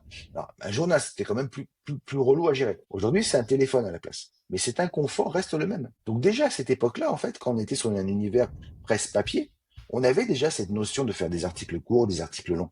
Tu vois, c'était aujourd'hui exactement le même cas sur mobile. Les comportements en fait au niveau de la presse n'ont pas réellement évolué. C'est le support qui a évolué. Et sauf qu'on oublie un peu comment il était la presse avant. On a tendance à idéaliser totalement ce qu'était la presse avant. Elle n'a pas changé fondamentalement. C'est faux de dire ça. Tu vois. Quand tu accompagnes un média, tu recommandes quel volume d'articles? Parce que j'imagine que c'est un peu. Je vais reformuler. Est-ce que la stratégie, c'est un peu on balance à fond du volume en espérant qu'il y ait un article qui ressorte, ou est-ce que tu préconises plus une approche on essaye de Bah, comprendre ce qui tiens, fonctionne et on bah, cible? je suis plutôt dans celle-là, mais je prends toujours un peu c'est une métaphore qui est pas la plus intelligente, mais qui graphiquement fonctionne bien. C'est si tu mets un aveugle dans un stand de tir avec une Kalachnikov, il va tirer dans tous les sens. Ouais, la cible, il va la toucher deux, trois fois, quoi, tu vois. Mais bon, bref, à la fin, il aura tué 20 personnes, dépensé un nombre de balles complètement hallucinante. Est-ce que c'est rentable? Oui, non, ça dépend des strats. Moi, je suis plutôt en mode sniper, j'arrive, je rentre, je cible, je tire et je touche. Je suis plus dans cette mentalité-là pour une raison assez simple. C'est que d'abord, le spam, j'en ai fait énormément, et du spam indexing aussi, donc je comprends exactement les mécanismes de fonctionnement de la part de Google. Ça fonctionne excessivement bien. C'est étonnant comme ça marche, mais sur un laps de temps très court. C'est 1 mois, 2 mois. Tu ne peux pas travailler avec un client sur un vrai site avec ces stratégies-là quand derrière tu as des gens qui ont des salaires, des familles et ainsi de suite. C'est pas un problème d'éthique, c'est un problème de on fait le job bien ou on fait pas. Euh, donc, quand tu es dans une stratégie où tu es consultant, la première chose qui doit rentrer en considération, c'est la pérennité du média. Donc, par rapport à ça, tu ne peux pas lui conseiller des stratégies agressives. Tu vas être extrêmement conservateur. Donc, de ce point de vue-là, moi, ma ligne, elle est toujours la même. Vous gardez votre ligne édito, vous ne touchez à rien. Vous êtes bien comme ça. On va rajouter à côté un, deux, trois articles, pas plus, qui eux vont avoir une dimension Discover.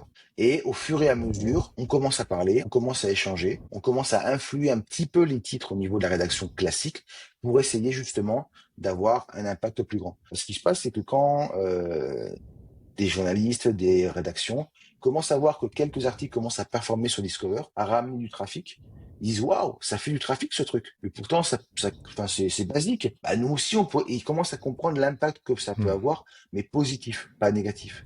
Et dans le discours, on doit toujours avoir un discours qui va être, on va dire, inclusif et constructif, dans lequel ils doivent participer. Et on y arrive. C'est lent, mais on y arrive, tu vois.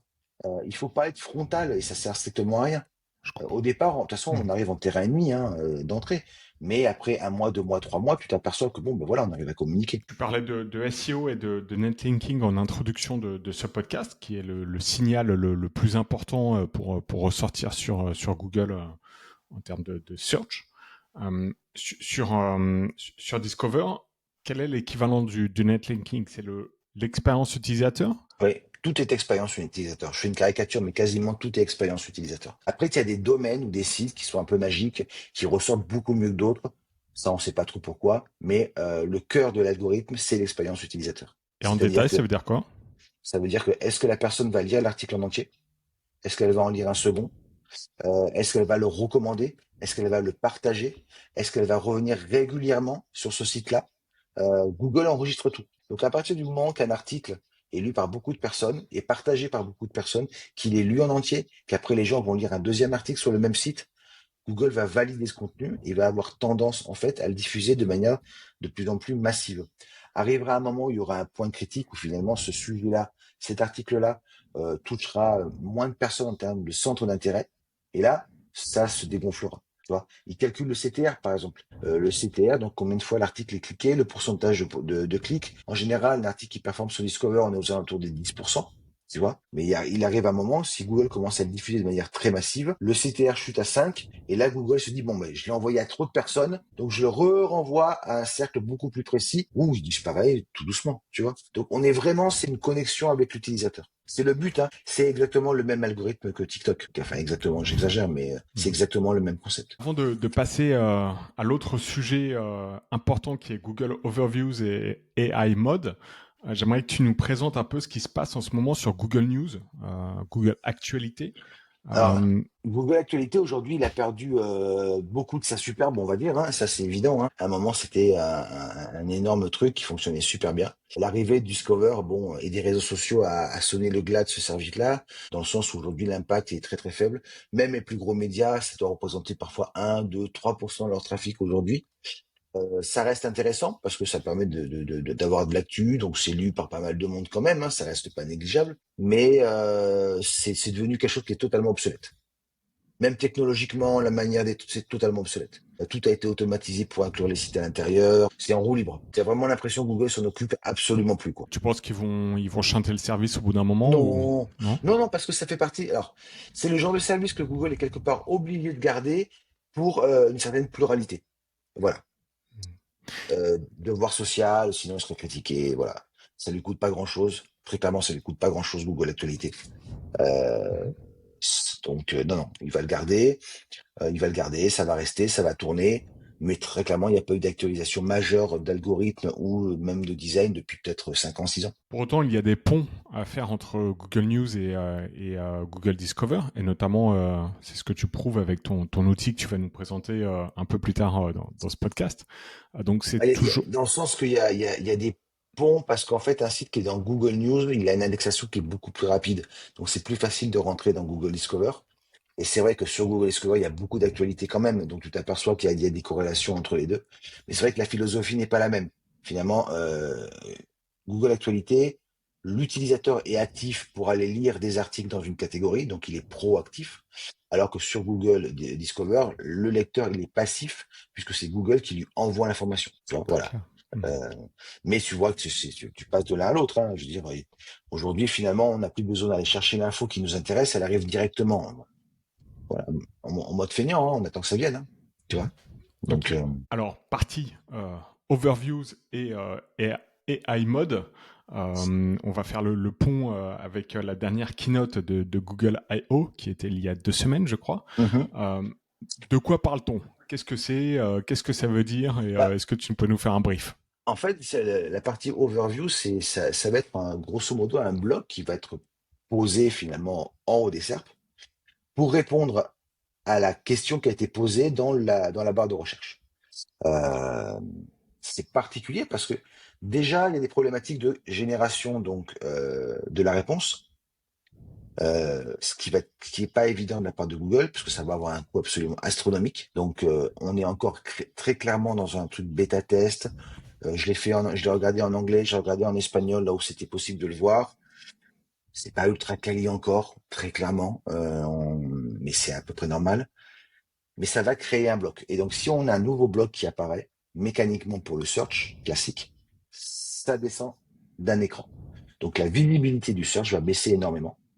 Surtout que l'overview, il est séparé en deux grandes parties. D'abord, on a une réponse à la question. Je cherche une chaussure rouge, il va te donner la meilleure chaussure rouge, blablabla. Et avec deux, trois liens qui vont être aussi dans ce bloc-là. Pas nécessairement les liens sont pas toujours présents, mais souvent il met ces liens en termes de sources qui eux peuvent gagner énormément en visibilité par contre. Mais pour autant, mettre en place des stratégies, on ne les maîtrise pas encore, on les connaît pas vraiment encore. Mais on peut commencer à faire des constats, par exemple. C'est qu'en général, c'est vraiment en général. Il y a plein de gens qui trouveront des contre-exemples, hein, donc il n'y a aucune règle parfaite et intangible actuellement. C'est en général. Les liens qui apparaissent dans ces blocs overview sont très particuliers parce qu'ils sont mal positionnés sur la requête en elle-même. Ils ne correspondent pas à la requête. Enfin, ils vont correspondre, mais pas d'un point de vue SEO classique. Par contre, ils correspondent très très bien à des visions Discover. C'est-à-dire que très souvent, on s'aperçoit que les articles qui remontent en termes de sources ou en termes d'informations d'overview sont des articles qui ont fait du trafic avant ou qui ont fait du trafic Discover. Et dont l'orientation est très différente des articles SEO classiques. Moi, j'ai tendance à donner une explication à ça, c'est qu'aujourd'hui, pour générer Overview, Google a besoin d'énormément de data. Ce sont des datasets qui sont monumentaux. Et donc, par rapport à ça, je suis à peu près convaincu que l'idée de Google, c'est d'avoir un dataset d'analyse d'informations par rapport à des requêtes relativement restreint. C'est-à-dire pas l'intégralité du web, mais une portion du web qu'il va avoir sélectionné. On l'a dit au début, on peut manipuler en SEO les trois premiers piliers, technique, contenu, popularité. Le quatrième, qui est en fait l'utilisateur, c'est très difficile. Donc j'ai tendance à penser qu'aujourd'hui Google s'appuie de plus en plus sur l'utilisateur pour faire remonter l'information sur Overview et donc quelque part Discover. Et j'avais fait un live avec sur Tricaya avec Laura Blanchard il y a un peu plus d'un an où on était allé justement en VPN pour voir l'Overview aux États-Unis et très clairement sur des choses qui commentons dans sa pelouse, on avait le bloc Overview qui nous est commentant dans sa pelouse du texte et à côté on avait quatre articles qui n'étaient pas dans le top 100 de la requête mais qui étaient quatre articles qui avaient fait beaucoup de trafic Discover, qui répondaient à ça. Donc l'impact par rapport à ça, pour moi, il était relativement clair. C'était des articles validés par les humains, entre guillemets, sur lesquels Google va s'appuyer pour générer une réponse. La facilité qu'il a Google par rapport à ça, c'est qu'on va avoir un dataset qui est réduit et donc manipulable et sur lequel il peut travailler de manière plus intelligente. Alors que s'il devait utiliser l'intégralité de son dataset search, en fait, je pense que ce serait impossible. Concrètement, ça veut dire quoi pour les médias? Qu'est-ce qui Alors va se passer? pour les médias, pas grand-chose en fait. Parce que le search, ça ne leur rapporte pas énormément de trafic. Ils vont peut-être en gagner sur certaines requêtes où justement eux, ils vont pouvoir tirer leur épingle du jeu. Là où Overview va avoir un gros impact, c'est sur probablement des e-commerçants, euh, des gens qui font de l'affiliation, des landing pages, de services, voilà. Là, par contre, le fait de baisser d'un niveau, en fait, t'exclut des fois de la simple visibilité de trucs. Et surtout que l'overview va donner la réponse. Tu vois? Donc ça va commencer à faire baisser du trafic classique SEO. Les gens vont rester plus longtemps sur Google parce qu'ils auront la réponse directement. Donc le plus gros impact, il va être à ce niveau-là. Donc, des e-commerçants vont perdre de la visibilité. Voilà, tout le monde va perdre pas mal de visibilité. Il y a des mesures qui ont commencé à être faites aux États-Unis où on parle de entre 20 et 30% de perte de trafic SEO global avec Donc, l'apparition d'Overview. donc il y a C'est des énorme, hein. gagnants et il y a des perdants en gros. Des Il y gagnants, aura, ouais, c'est ça, il gagnants y et aura perdants. toujours des gagnants. À commencer par Google. S'il le Mhm. met en place, Mhm. c'est que c'est le grand gagnant de l'histoire. Et les gagnants vont être ceux qui arrivent en fait à faire en sorte de bien se positionner sur des grosses requêtes qu'on va qualifier overview et comment je peux remonter dans overview. Dans les sites sources, on va dire, et comment on va le faire. Aujourd'hui, les rares cas qu'on arrive à voir et sentir, ok, ça a fait du discover ou ça a fait beaucoup de trafic.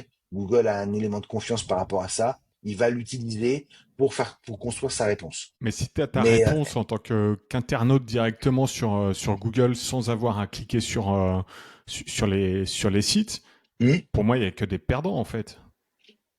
en C'est fait, là où ce qui se passe, je. c'est qu'overview, la réponse sera toujours courte. On va pas avoir une réponse à la chat GPT qui peut être extrêmement longue et détaillée.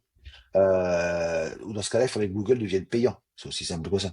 Ce sera jamais le cas. On aura toujours à la base un extrait, un résumé des trucs, et on aura les sources pour en savoir plus. Tu vois. Hmm. C'est ce bloc-là qui va prendre de la place. Ce sont ces sites-là qui vont avoir beaucoup plus de visibilité.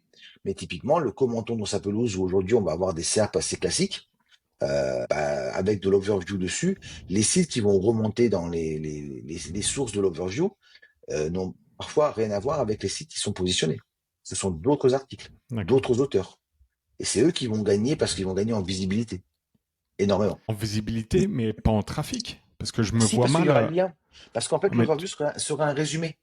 En fait, ce sera un résumé si on veut, si on veut la réponse complète. Ou voilà, on va cliquer sur quelque chose. j'ai quand même un peu du mal en m'imaginant l'internaute type, j'ai un peu du mal le comportement plutôt, j'ai un peu du mal à m'imaginer un internaute qui va avoir sa réponse.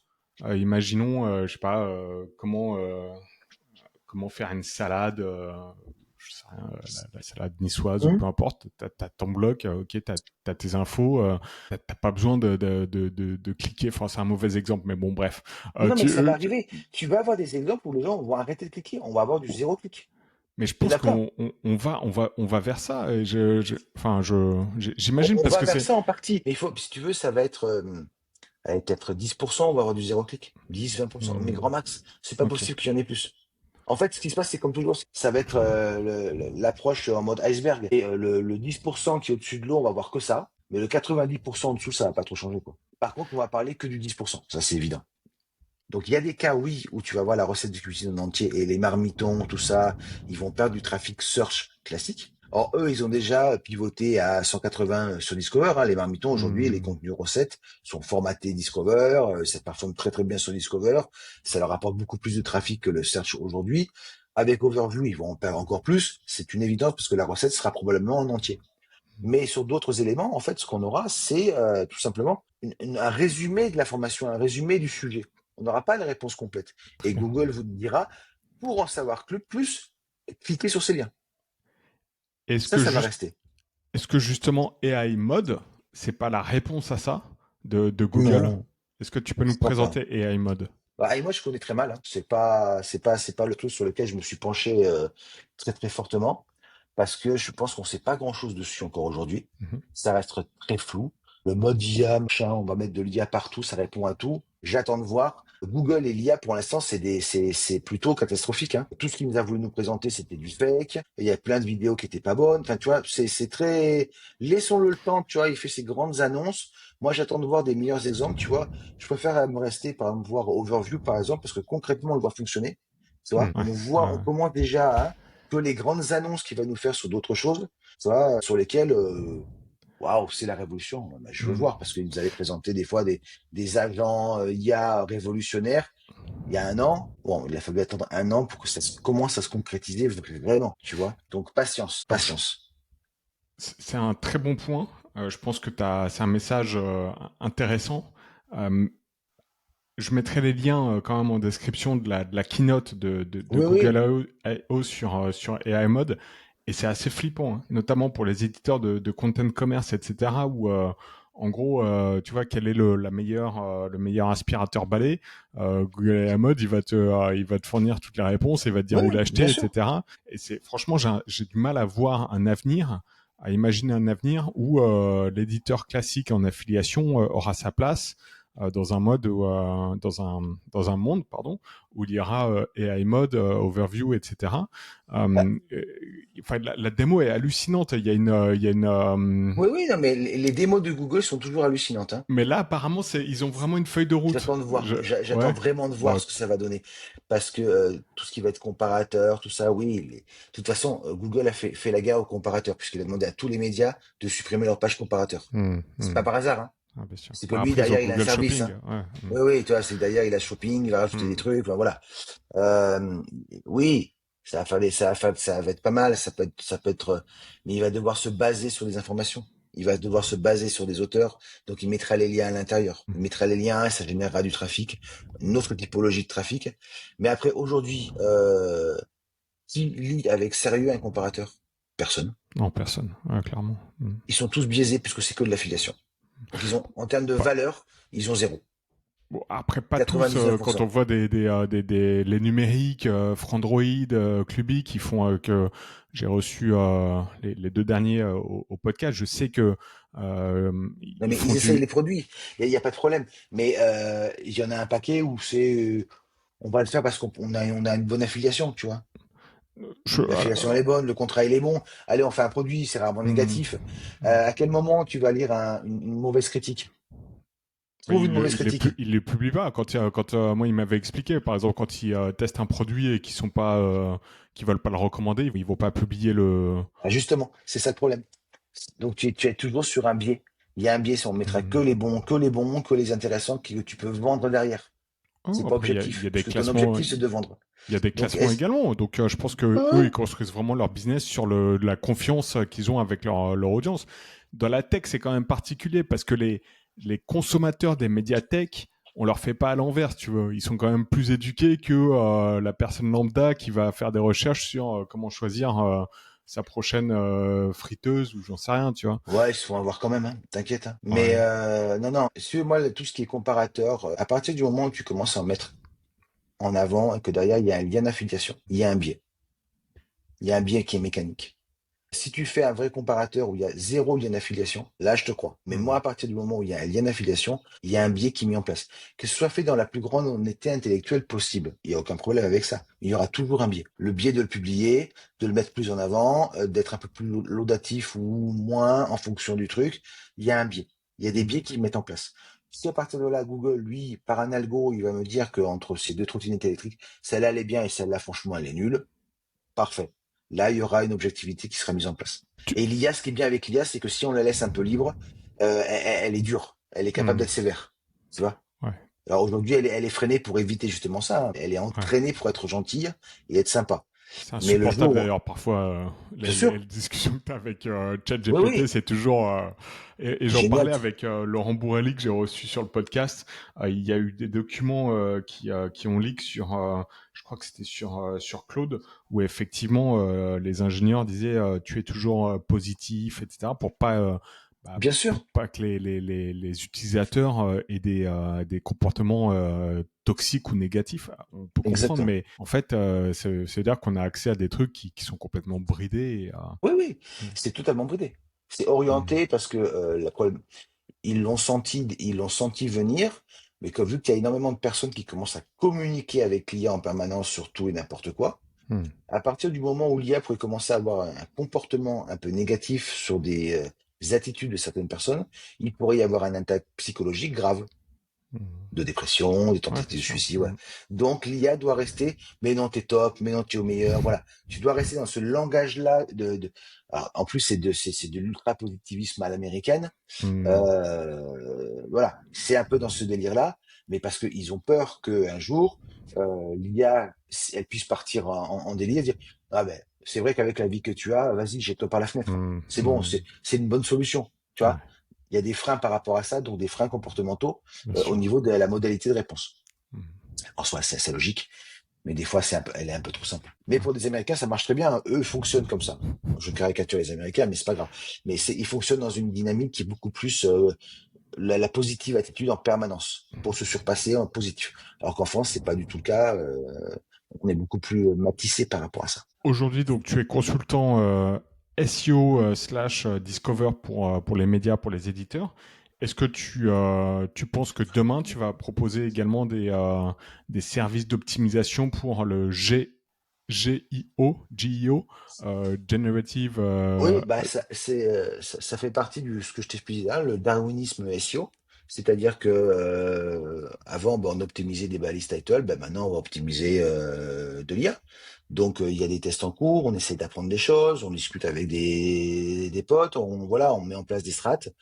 Je pense qu'aujourd'hui, il n'y a pas grand monde qui a une parfaite visibilité de comment le faire. On est encore en mode tâtonnement.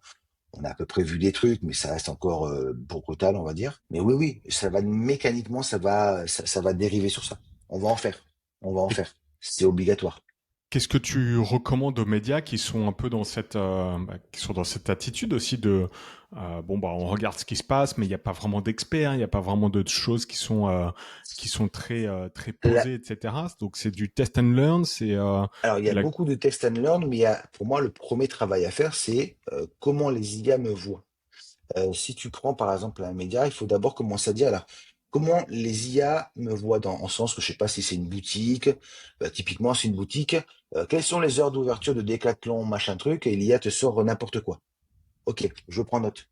Donc il va falloir envoyer un message aux IA, les heures d'ouverture, le nombre de salariés, toutes les informations qu'on va vouloir aller chercher sur une personne, une entreprise par exemple, on doit analyser ça de son côté.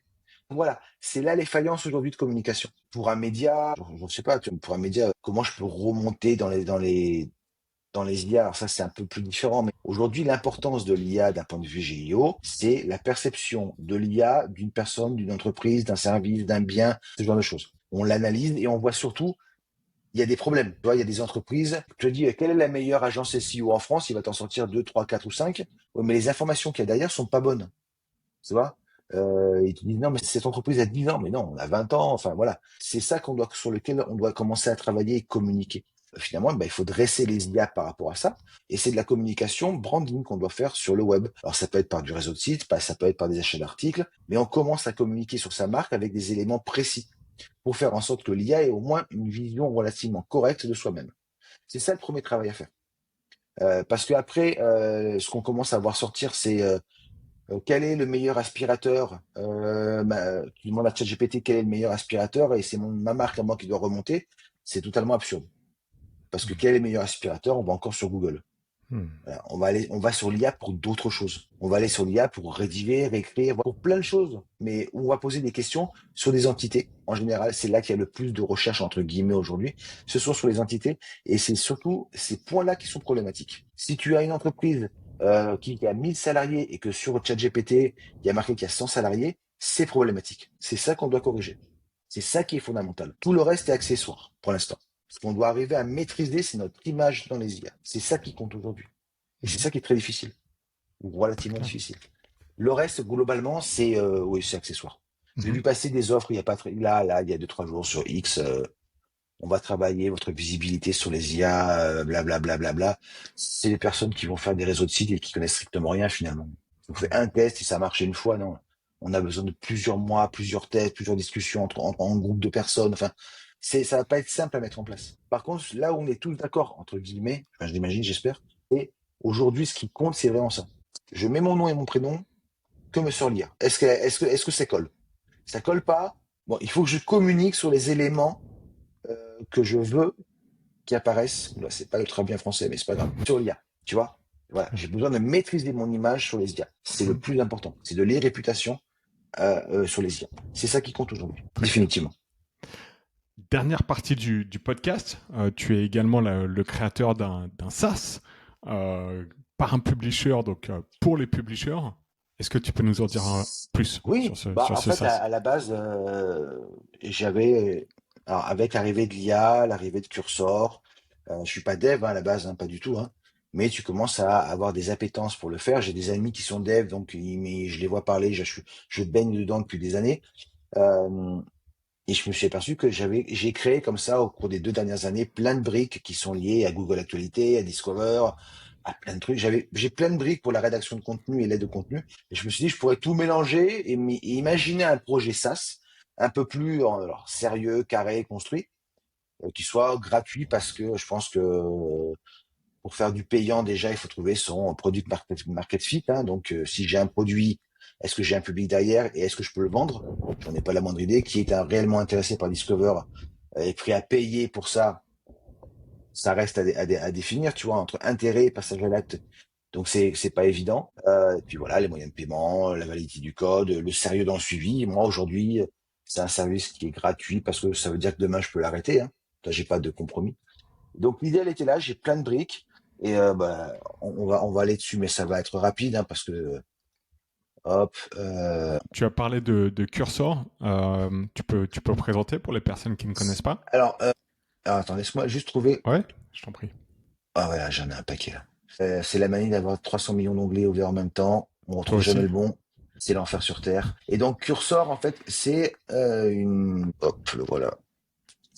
Cursor, c'est en fait quelque chose qui va nous aider à coder de manière plus avancée. Quand aujourd'hui on fait du code sur Claude, sur GPT, finalement, ça fait du code, après on copie-colle sur notre fichier avec tous les problèmes que ça peut engendrer, hein. On va mal copier le truc, on va oublier un point-virgule parce qu'on n'est pas des codeurs, et ça fait des erreurs de partout.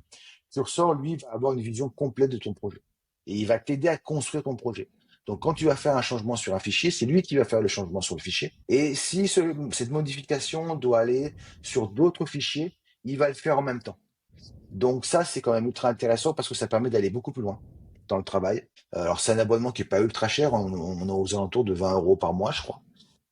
Mais ça permet d'avoir des projets beaucoup plus grands parce qu'on est plus réduit à faire du copier-coller. C'est lui qui fait le copier-coller à ta place et c'est propre et ça va vite et c'est nickel.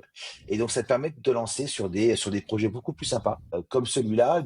Alors le nom à la base, ça devait être vraiment fait en anglais pour du Google News. Donc, vous voyez, le nom ne correspond strictement à rien puisqu'à la fin c'est du Google News, c'est du Discover et c'est en français. On n'a pas on n'est pas dans le bon mood qu'on a quand on arrive sur la page, hein. Là aujourd'hui, j'ai 80 000 articles Google News que j'ai récupérés.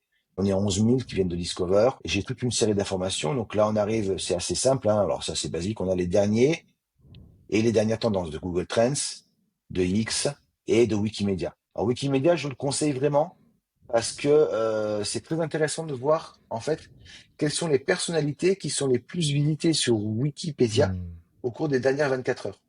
Donc ça, c'est en fonction de l'actualité. Donc une personne, par exemple, si je veux aller, on va voir si on va aller. Celui-là, je le trouve vraiment pertinent. Ah oui, on va peut-être se reconnecter quand même. Je le trouve intéressant. Ça va prendre du temps à charger parce que non, c'est bien. Mais voilà, par exemple, ici, on va avoir des personnes qui sont ressorties. Soit on en a parlé à la télé, par exemple. Hmm. Il n'y a pas nécessairement obligatoirement de l'information sur eux, mais on en a parlé à la télé, à la radio, et ils deviennent des personnages qui remontent, où les gens vont aller chercher leur fiche Wikipédia. Sachant ça, si j'écris un article pour Discover sur ces personnes-là, je suis dans un topic d'actualité qui peut être intéressant. Donc là, par exemple, Marie-Antoine, alors, j'ai fait des connexions en dessous avec, voilà, l'actualité qui correspond, carême, voilà, donc on a, mais tu vois, ça correspond pas à grand-chose. Là, oui, ça va correspondre. Voilà, Mercato, là, c'est du foot, ça colle. Voilà. Et donc, ces gens-là, en fait, ces personnalités-là, pour Discover, ça peut être intéressant parce qu'elles sont pas nécessairement dans l'actualité pure. Et après, bon, tu as X, évidemment, ça, c'est assez connu, évidemment. On a les topics. Alors, des fois, ça va avoir du mal à charger parce que là, je suis pas dev. Donc, il y a des éléments de cache que je maîtrise pas Mhm. totalement. Et tu vois, ça va prendre du temps. Donc là, ça va prendre peut-être 30 secondes le temps que ça charge cette page-là. Elle est en cache normalement, tu vois, ça aurait pas dû, mais les joies les joies du code, on va dire. Et c'est pour ça que c'est gratuit aussi. C'est parce que Hmm. c'est du bricolage avancé, sans aucun doute, mais ça reste du bricolage. Donc je me vois pas en fait passer ça en payant, même s'il y a beaucoup de personnes, j'en ai parlé à pas mal de gens, qui disent, non mais tu fais un SaaS, le premier jour c'est payant et puis basta quoi, ça Hmm. marche pas, les gens Hmm. ils adhèrent ou ils adhèrent pas, tu vois. Donc bah pareil, tu vas voir les tendances Twitter, voilà, qui sont pas nécessairement les mêmes. À chaque fois, on va avoir les articles qui correspondent. J'ai mis en place des modes de recherche. Donc ça, c'est plutôt Quand tu pratique. présentes ces articles, ce sont les articles qui ressortent sur Discover ou sur Là, sur Google News. Là, ce Google sont News? des articles qui D'accord. remontent sur Google News. C'est une recherche interne, hein. Et donc là, voilà, je vais avoir sur Macron 3 articles qui parlent de lui. Ça peut être pratique quand tu veux chercher des tendances, des sujets. Tu vois, je les ai Ouais. sur 30 jours. J'en ai plein partout. Donc ça, c'est les parties, on va dire, tendances, Google Trends et tout, qui Mhm. sont pas mal. Parce que justement, dans une logique de rédaction, sur quoi je vais écrire aujourd'hui, le matin, tu peux aller là et tu vas voir les grandes tendances qui sont en train d'apparaître. Ça marche. Alors, c'est les grosses tendances, donc tu te dis, bon, ça, tout le monde parle dessus, hein. On pourrait affiner le truc, justement, pour essayer de trouver les micro-tendances Hmm. et en fait, arriver à détecter finalement ce qui est en train de sortir là, maintenant, tout de suite et essayer d'anticiper à futur. Ouais. On pourrait le faire hein, via des algos, hein, se dire ça a marché, ça va pas marcher. Et Hmm. anticiper et commencer à publier. Mais ça, c'est vraiment les deux trucs qui m'intéressent, qui sont assez faciles à mettre en place, mais qui, l'air de rien, tu vois, voilà, tu vois, là, on en parlait tout à l'heure de la commission parlementaire sur TikTok. Bon, bah voilà, j'ai 3 articles différents, si j'ai envie d'en parler. Ça me fait Hmm. 3 sources différentes qui vont parler d'un même sujet. Ça va me permet d'avoir un RAG intéressant pour écrire un article qui puisse reprendre toutes ces informations-là. Donc, c'est pas mal en termes d'aide à la rédaction. J'ai aussi Donc, bon, ça, des preuves d'articles, ça, c'est pas ultra intéressant, c'est vraiment en dev. Et après, tu as les deux grandes parties qui sont donc la partie Google News, où là, en fait, je vais récupérer les flux Google News un peu de manière un peu en vrac, Mhm. que je vais classer par catégorie, par exemple, mais aussi par thématique. Hein. Si j'ai envie, je cherche Tesla, voilà. Donc, grosso modo, c'est un peu une réplique de Google Actualité, mais sur le site. Voilà. Donc, de manière assez basique. Les articles sont quand même enregistrés. Mais là, on s'amuse un peu plus, c'est la partie analytique. Si on veut commencer un peu à analyser, voir les tendances. Donc là, je vais avoir le nombre d'articles que j'ai récupérés par jour. Donc ça te montre des tendances en fait de volumétrie Google Actualité. Là, c'est le nombre de fois, par exemple, le score, le nombre de fois que cet article-là, je l'ai vu dans mes flux Google Actualité. 6 000 fois. Donc il est resté très longtemps sur Google Actualité. Hmm. Il a été assez visible. Première apparition, le 28, la dernière, le 12. Tu vois, il est resté très longtemps. Alors, en général, c'est la partie pronostic, évidemment, qui reste très longtemps. Et bon, ça, c'est plutôt, on pourrait, normalement, il y a un historique, mais ça, tu vois, c'est, ouais, bah, je suis pas dev, j'ai pas le truc. Les sites les plus visibles, Mhm. donc avec le score et le nombre d'articles, tu t'aperçois qu'il y a pas mal de choses. Et en fait, tout est fait comme ça. Hein. Je l'ai par domaine, donc là, après, je peux laisser les gens explorer, tu vois. Et par exemple, en 20 minutes, les articles de 20 minutes. Et donc là, tu arrives sur la page de 20 minutes, où tu vas donc avoir le nombre d'articles qui ont été récupérés, le score, donc la visibilité de ces articles-là au cours des 30 derniers jours. C'est pas exactement les 30 derniers jours, mais on est à peu près à ça. Les articles les plus visibles, et on peut les trier après par date, par catégorie, voilà. Et tu as tous ces éléments-là, tu peux le faire par catégorie aussi, par exemple. Ça va être intéressant, par exemple, sur l'environnement. Quels sont les sites les plus visibles au niveau de l'environnement? Donc, dans le cas, par exemple, c'est Ouest France qui en a fait le plus, BFM, voilà. Et les articles qui ont le mieux performé sur Google Actualité au niveau de la thématique environnementale. Donc, pareil, on a tout ça. Donc, en fait, ce qui est intéressant, c'est que ça te permet de suivre des évolutions, des tendances, d'avoir des idées, d'avoir une vision un peu différente de Google Actualité dans lequel on essaie de mettre derrière un peu d'analytique. Alors, c'est encore embryonnaire parce que c'est juste de la base de données avec quelques règles de calcul, hein, c'est pas non plus la révolution. Mais moi, j'aime bien ces petits machins d'évolution, c'est assez cool. Et le dernier permet par exemple de comparer alors la visibilité, alors là j'en ai beaucoup, tu vois, Mhm. mais la visibilité de certains sites sur Google Actualité. Donc si vraiment, alors là j'en ai toute une palanquée, mais si je vais, on va prendre par exemple en économie appliquée, je devrais avoir que de l'économie. Voilà, à peu près que de l'économie, mais si par exemple j'en sélectionne, allez on va aller vite, hein, bam, bam, bam, mettre à jour le graphique, ou voilà. Donc Hmm. là, tu vas avoir pas mal de sites et tu t'aperçois qu'en fait, Boursorama, il écrase les autres en termes de visibilité sur Google Actualité. Et en termes de score, c'est un peu plus discutable. Parce que le score, il y a un rapport entre score et nombre d'articles. Donc là, tu vois, D'accord. tout de suite, c'est plus. Mais en termes de volumétrie, bah Mhm. voilà. Boursorama, il écrase tout le monde en termes de volume d'articles par jour. Donc, Donc ça c'est intéressant de comparer comme ça la visibilité des sites, de voir l'évolution. Tu vas en avoir qui montent, il y en a qui descendent. Voilà. Alors, c'est pas on essaie de rentrer dans une analyse qualitative Mhm. en fait de tout ça, ce qui est pas toujours évident. Mais voilà, on essaie d'aller un peu plus loin que la simple analyse factuelle de quels sont les articles dans la catégorie machin. On essaie aussi d'analyser les sites et leur cycle de vie, qu'est-ce qu'ils publient, comment ils le font. C'est pas mal parce que ça te montre aussi souvent comment l'évolution de certains sites au niveau de certaines thématiques. Ouais. Tu vois qu'il y a des sites qui vont abandonner finalement certaines thématiques au profit d'autres parce que ça fonctionne mieux ou voilà, tu vois. Donc on est sur ce genre de truc. Mhm. Mais ça, c'est assez basique. Et la dernière brique que j'ai rajoutée, donc c'est Discover, où là en fait je récupère des articles depuis Discover. Donc ça, c'est de la tambouille interne, on va dire, c'est de la cuisine maison. Ça me permet d'avoir donc des articles et ensuite je vais donc les trier. Donc là, ici, ils sont mis en fait en ordre d'apparition au niveau de ma récupération d'informations. Mais pareil, on peut trier. Donc, c'est les articles Discover aujourd'hui que j'ai récupérés. Donc, aujourd'hui, j'en ai récupéré 374. En général, je suis entre 700 et 800 par jour. Euh, Objectivement, c'est très peu par rapport au volume global qui doit être de l'ordre, allez, peut-être de 10 000, je pense, d'articles par jour. Donc, je suis quand même très loin de tout ça. Donc, c'est vraiment au niveau échantillon. Par contre, ce qui va être intéressant de la même manière qu'on va l'avoir sur les autres, sur l'actualité, c'est que je peux avoir donc l'évolution des sites au niveau du volume d'articles qui rentrent sur Discover. Donc, si je prends par exemple, ben, on va prendre Le Monde. Donc là, je vais avoir pour Le Monde, donc les catégories principales dans lesquelles il est visible sur Discover, politique, international, qui sont globalement les mêmes catégories que sur Google Actualité. J'ai gardé pour essayer de garder une uniformité. Donc là, c'est la répartition. Tu t'aperçois que c'est quand même politique, internationale, économie, environnement, général. Ça donne du sens. Donc ça, c'est la courbe d'articles récupérés. Ça, c'est la visibilité. Voilà. Et là, donc, j'ai les 400 articles et ils sont classés comme on a envie de les classer. Et de même, après, on peut faire la même chose sur les catégories. Donc là, c'est beaucoup plus facile. Si je prends automobile, voilà, évolution d'automobile, quels sont les sites qui ont le plus d'articles dans cette catégorie-là? Et là, je vais avoir, si je veux, par exemple, les plus populaires.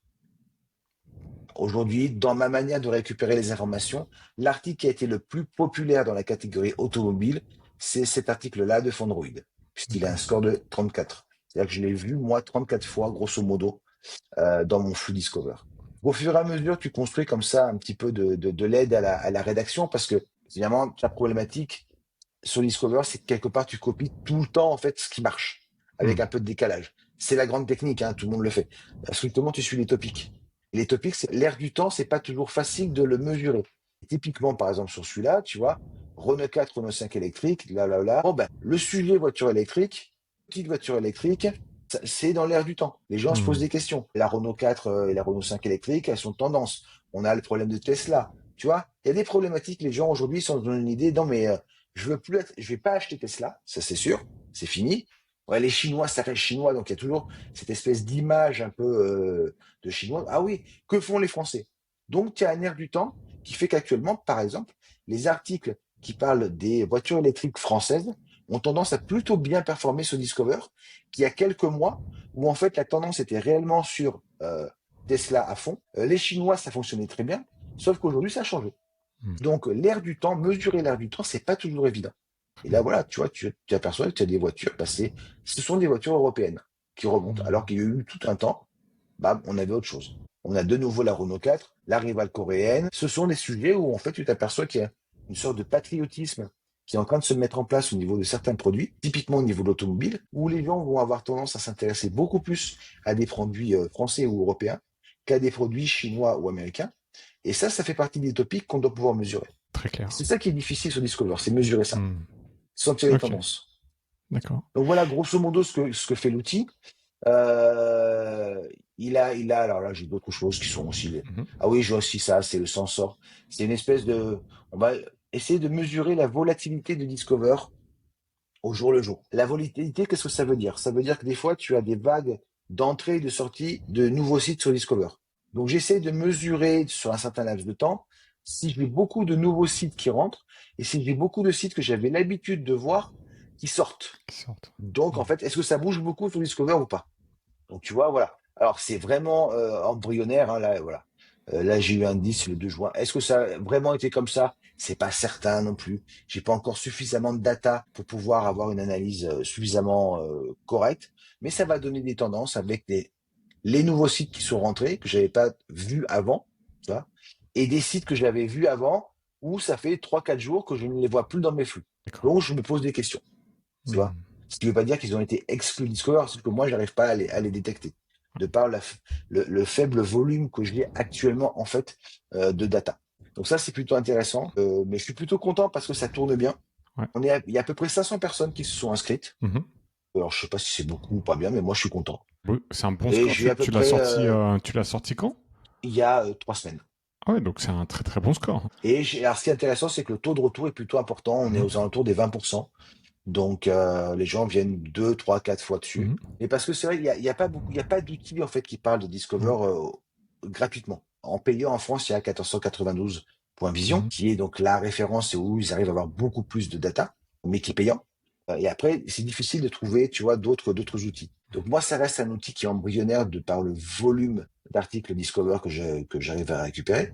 Mais moi, ce qui m'intéresse, c'est comment on peut traiter cette information-là et Ouais. comment on peut la valoriser. C'est-à-dire comment elle peut nous aider au quotidien pour trouver les tendances, comprendre la manière de rédiger et comment progresser, si tu veux. Très Voilà, bien. pour les éditeurs. Et tant que ça ne me coûtera rien, bah, ça restera gratuit. Hmm. Si un jour ça commence à me coûter beaucoup d'argent, bah, je le passerai en payant. Ouais. Je rajouterai les features que j'ai juste en perso, d'aide Bah, à la écoute, rédaction, par exemple. je mettrai le lien en description. J'ai vu que tu as, un gros bouton aussi rouge, votre avis, donc j'imagine Ouais, que tu es curieux d'avoir du retour absolument. d'utilisateur. Ouais. Mais Donc, c'est comme ça qu'on progresse, hein. J'ai eu mhm, pas mal de retours et j'en ai eu deux ou trois qui étaient vraiment très très loin avec plein d'idées à l'intérieur. Hyper intéressant, hyper mhm. intéressant. Donc, Est-ce que ça t'intéresserait éventuellement de collaborer ou de faire un partenariat avec un dev qui t'aide à pousser l'outil ou c'est bah, vraiment un truc que tu utilises plus alors les devs, je les ai, hein, les devs, hein, il n'y a pas de Ah oui, c'est problème, hein, vrai que tu as déjà des contacts. j'ai Benoît Mhm. Chevillot ou Didier Sampaolo qui sont des devs reconnus, qui sont des amis de 20 ans, on va dire, avec qui je pourrais travailler sans aucun problème. Mais pareil, quand j'en discute avec eux, ils me disent, bah, vas-y, pousse ton truc, et puis si un jour tu veux vraiment passer en mode payant, bon, bah, tu nous appelles, et puis voilà, on fera en Mhm. sorte que ton code soit un peu plus propre, quoi, enfin, un peu moins, voilà, quoi. Parce que Mhm. des fois, ils voient un peu le code, ils s'arrachent les cheveux, hein, c'est quoi ce truc? Mais Mhm. ça marche, Bah ok, oui, ça ça marche. marche. Ouais. Ok, Reste, si ça marche, c'est bien, tu très vois. bien. C'est un peu la problématique, hein, il faut que ça marche. Mhm. Mais voilà. Non, mais c'est hyper intéressant parce que c'est aussi un exercice perso. Euh, et puis, il faut pas non plus tout voir depuis le prisme du payant quand on fait un Mhm. SaaS. Il y a de très bons SaaS qui sont restés gratuits pendant des années, qui ont vraiment apporté à la communauté et à l'ambiance générale. Je pense, tu vois, à SEO.ninja de Stéphane Madaleno. Il l'a laissé gratuit, c'est toujours gratuit depuis des années. Et voilà, quand on va checker nos positions, on est toujours là. Et c'était gratuit alors que tous les autres étaient payants. Et voilà, Mhm. c'est très bien comme ça. C'est bien de faire du gratuit des fois. C'est Merci bon pour beaucoup le pour. karma, il paraît. C'est bon pour le karma, il paraît. Donc, vu que j'ai un karma assez négatif, là, j'essaie de gagner des points de karma pour remonter un petit peu. T'as un karma négatif à cause de Ouais. Discover ou Ah à bah oui, cause c'est de clair. tout Ouais, le de spam que Discover. tu. Ouais. Et tout ça, ouais, ouais, c'est clair. Au Ah, fait moins, t'es chier. transparent. C'est bien, tu équilibres. Tu équilibres. J'essaye, en Euh, tout cas. Très bien. Bah, écoute, merci beaucoup Clément Je t'en pour prie, cette ouais. présentation. Tout en restant dans la thématique des outils, tu en as cité deux, trois, mais quel est l'outil ou le service que tu rêverais d'avoir là pour faire ton boulot, alors plus de côté casquette éditeur de site, et qui n'existe pas? En fait, ils existent tous. Je pense qu'il y a tout existe déjà. Le SEO, c'est de l'éternel recommencement. Tout a été fait il y a 20 ans déjà, à 90%. Il n'y a rien de neuf dans le SEO. Donc les SaaS existent. C'est juste que des fois, soit ils sont trop chers, soit ils sont mal pensés, soit ils ont une UX absolument insupportable. Le meilleur outil, c'est le cerveau, hein. Il n'y a pas à tortiller, hein. La différence, elle se fait toujours là. Le cerveau et le carnet de chèques. Voilà. En Mhm. SEO, ce qui va compter, c'est ça. C'est la profondeur des poches. Combien tu es prêt à investir? Parce qu'à la fin, c'est le plus riche et le plus intelligent qui va gagner. Mhm. En SEO, c'est toujours la même méthode. Et si tu es le plus intelligent et le plus riche, tu vas dominer le monde. Mais voilà, c'est basique. Mhm. C'est basique. Il faut être malin, il faut travailler, et c'est de l'investissement. Et les outils qui existent, je disais, en termes de Discover, oui, il y en a quelques-uns, mais soit ils sont trop dev, et donc en fait, tu as de la data brute, et puis en fait, c'est toi derrière qui dois la traiter. Soit elle est incomplète, toi, comme le mien, la data elle est incomplète. Donc est-ce que c'est vraiment utile? Oui, ça permet de donner des idées et des pistes, mais en soi, vu qu'il y a eu un côté incomplet de la data, bon ben ça reste donc toujours un peu du tâtonnement, et ainsi de suite. C'est comme les outils SEO, oui, quand tu veux mesurer les backlinks, les machins, tu vas avoir Majestic, tu vas avoir SEO Observer, tu vas avoir Ahref. Il y a plein d'informations à l'intérieur, mais c'est jamais chacun a ses écoles, les mecs qui sont pro Majestic, pro Ahref. Tu vois, c'est à toi de faire tes outils.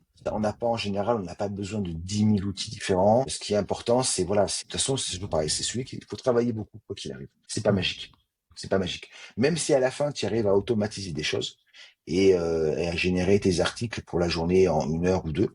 Et après, oui, tu es en libre. Faut pas oublier pour arriver à ce résultat-là, tu as dû Mhm. travailler parfois des nuits entières pour y arriver. Mhm. C'est un process. C'est un process. Donc moi aujourd'hui, oui, j'ai mes propres systèmes de publication d'articles. Je mets un mot, j'appuie sur un bouton. C'est l'objectif, le bouton. Tu vois, c'est un objectif de vie qu'on va avoir. J'appuie sur un bouton et ça fait tout. Tu vois. Et idéalement, si ça pouvait déclencher le café, ce serait encore mieux. Tu vois. Mais on en est là. Mais avant, si tu veux, il y a tout un process de travail et d'expérience Bien sûr. qui est hyper important. Mhm. Quand tu imagines là, quand j'ai imaginé mon SaaS, je l'ai essayé d'imaginer d'un point de vue UX.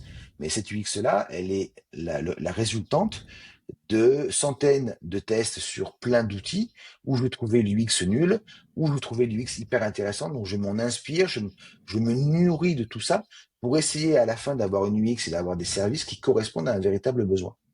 Très clair. Euh, donc ça prend du temps, ça prend du temps. Dernière Mais question. vas-y. Excuse-moi, vas-y, je t'ai coupé. Non, non, non, non, je Non. t'écoute. Dernière question avant de clôturer le podcast que j'aime bien poser aux invités. Est-ce qu'il y a un média ou un groupe média qui t'inspire particulièrement et que tu trouves euh, oui, bah, très, très inspirant, en France ou à l'étranger? Pas vraiment. Pas vraiment parce qu'en fait aujourd'hui en France tu vas voir Prisma, CMI, Reworld, groupe Le Parisien.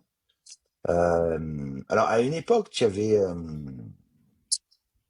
je sais plus. Bon, enfin bref, ils fonctionnent tous plus ou moins de la même manière. Inspirant non, finalement si tu devais inspirer d'un point de vue business, ce que fait Reworld c'est impressionnant. Ce qu'ils sont arrivés à créer c'est impressionnant. Après, est-ce qu'on valide les contenus, blablabla? Oui, non. Mais d'un point de vue business, c'est fort ce qui a été fait. C'est fort ce qui a été fait. Parce que finalement, les autres groupes sont partis du réel pour aller au web, alors que les World, eux, ils sont vraiment partis sur un truc, plein de sites à zéro ou des trucs. Enfin, voilà, et ils ont réussi à mettre en place une machine de guerre de publication qui est impressionnante, Hmm. objectivement, qu'on aime ou qu'on n'aime pas. Voilà. Ouais. Et après, oui, alors à une époque, ce qui était intéressant, c'est ce qu'avait fait Webedia.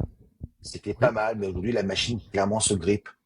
Mais ce qu'avait monté pareil, Webedia, c'était impressionnant ce qu'ils avaient réussi à faire. C'était impressionnant ce qu'ils avaient réussi à faire. D'un point de vue business.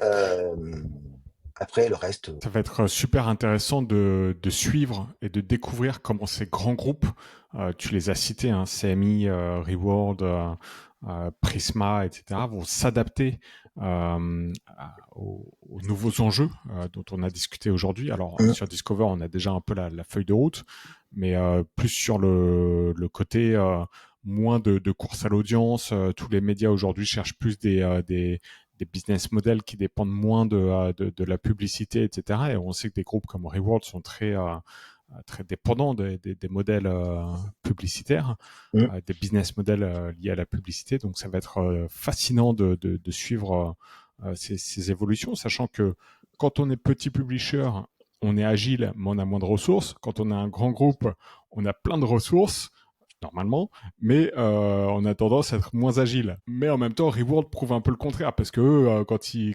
décident d'un truc, bim bam Ah oui, boum, oui, on a l'impression qu'ils le c'est déploient. ça, Donc exactement. c'est ça Donc qui eux, est assez non, mais fascinant chez eux. ils sont intéressants à suivre, oui, c'est clair, c'est clair. Ouais. Quel est le meilleur moyen pour les auditeurs de te contacter s'ils veulent faire appel à tes services ou Bah, discuter sur X, hein, c'est le profil, c'est Labis, Mhm. Labis2SE. Et sur LinkedIn, bah, c'est mon nom, c'est Pesso, Ouais. PE2SAUX. C'est ce qu'il y a de plus simple. En général, je suis accessible. Ouais, bah, tu en es la preuve, effectivement. Enfin, ce podcast en est la preuve, puisque je t'ai contacté via LinkedIn, je crois, Ouais, je et crois, ouais. tu as rapidement répondu.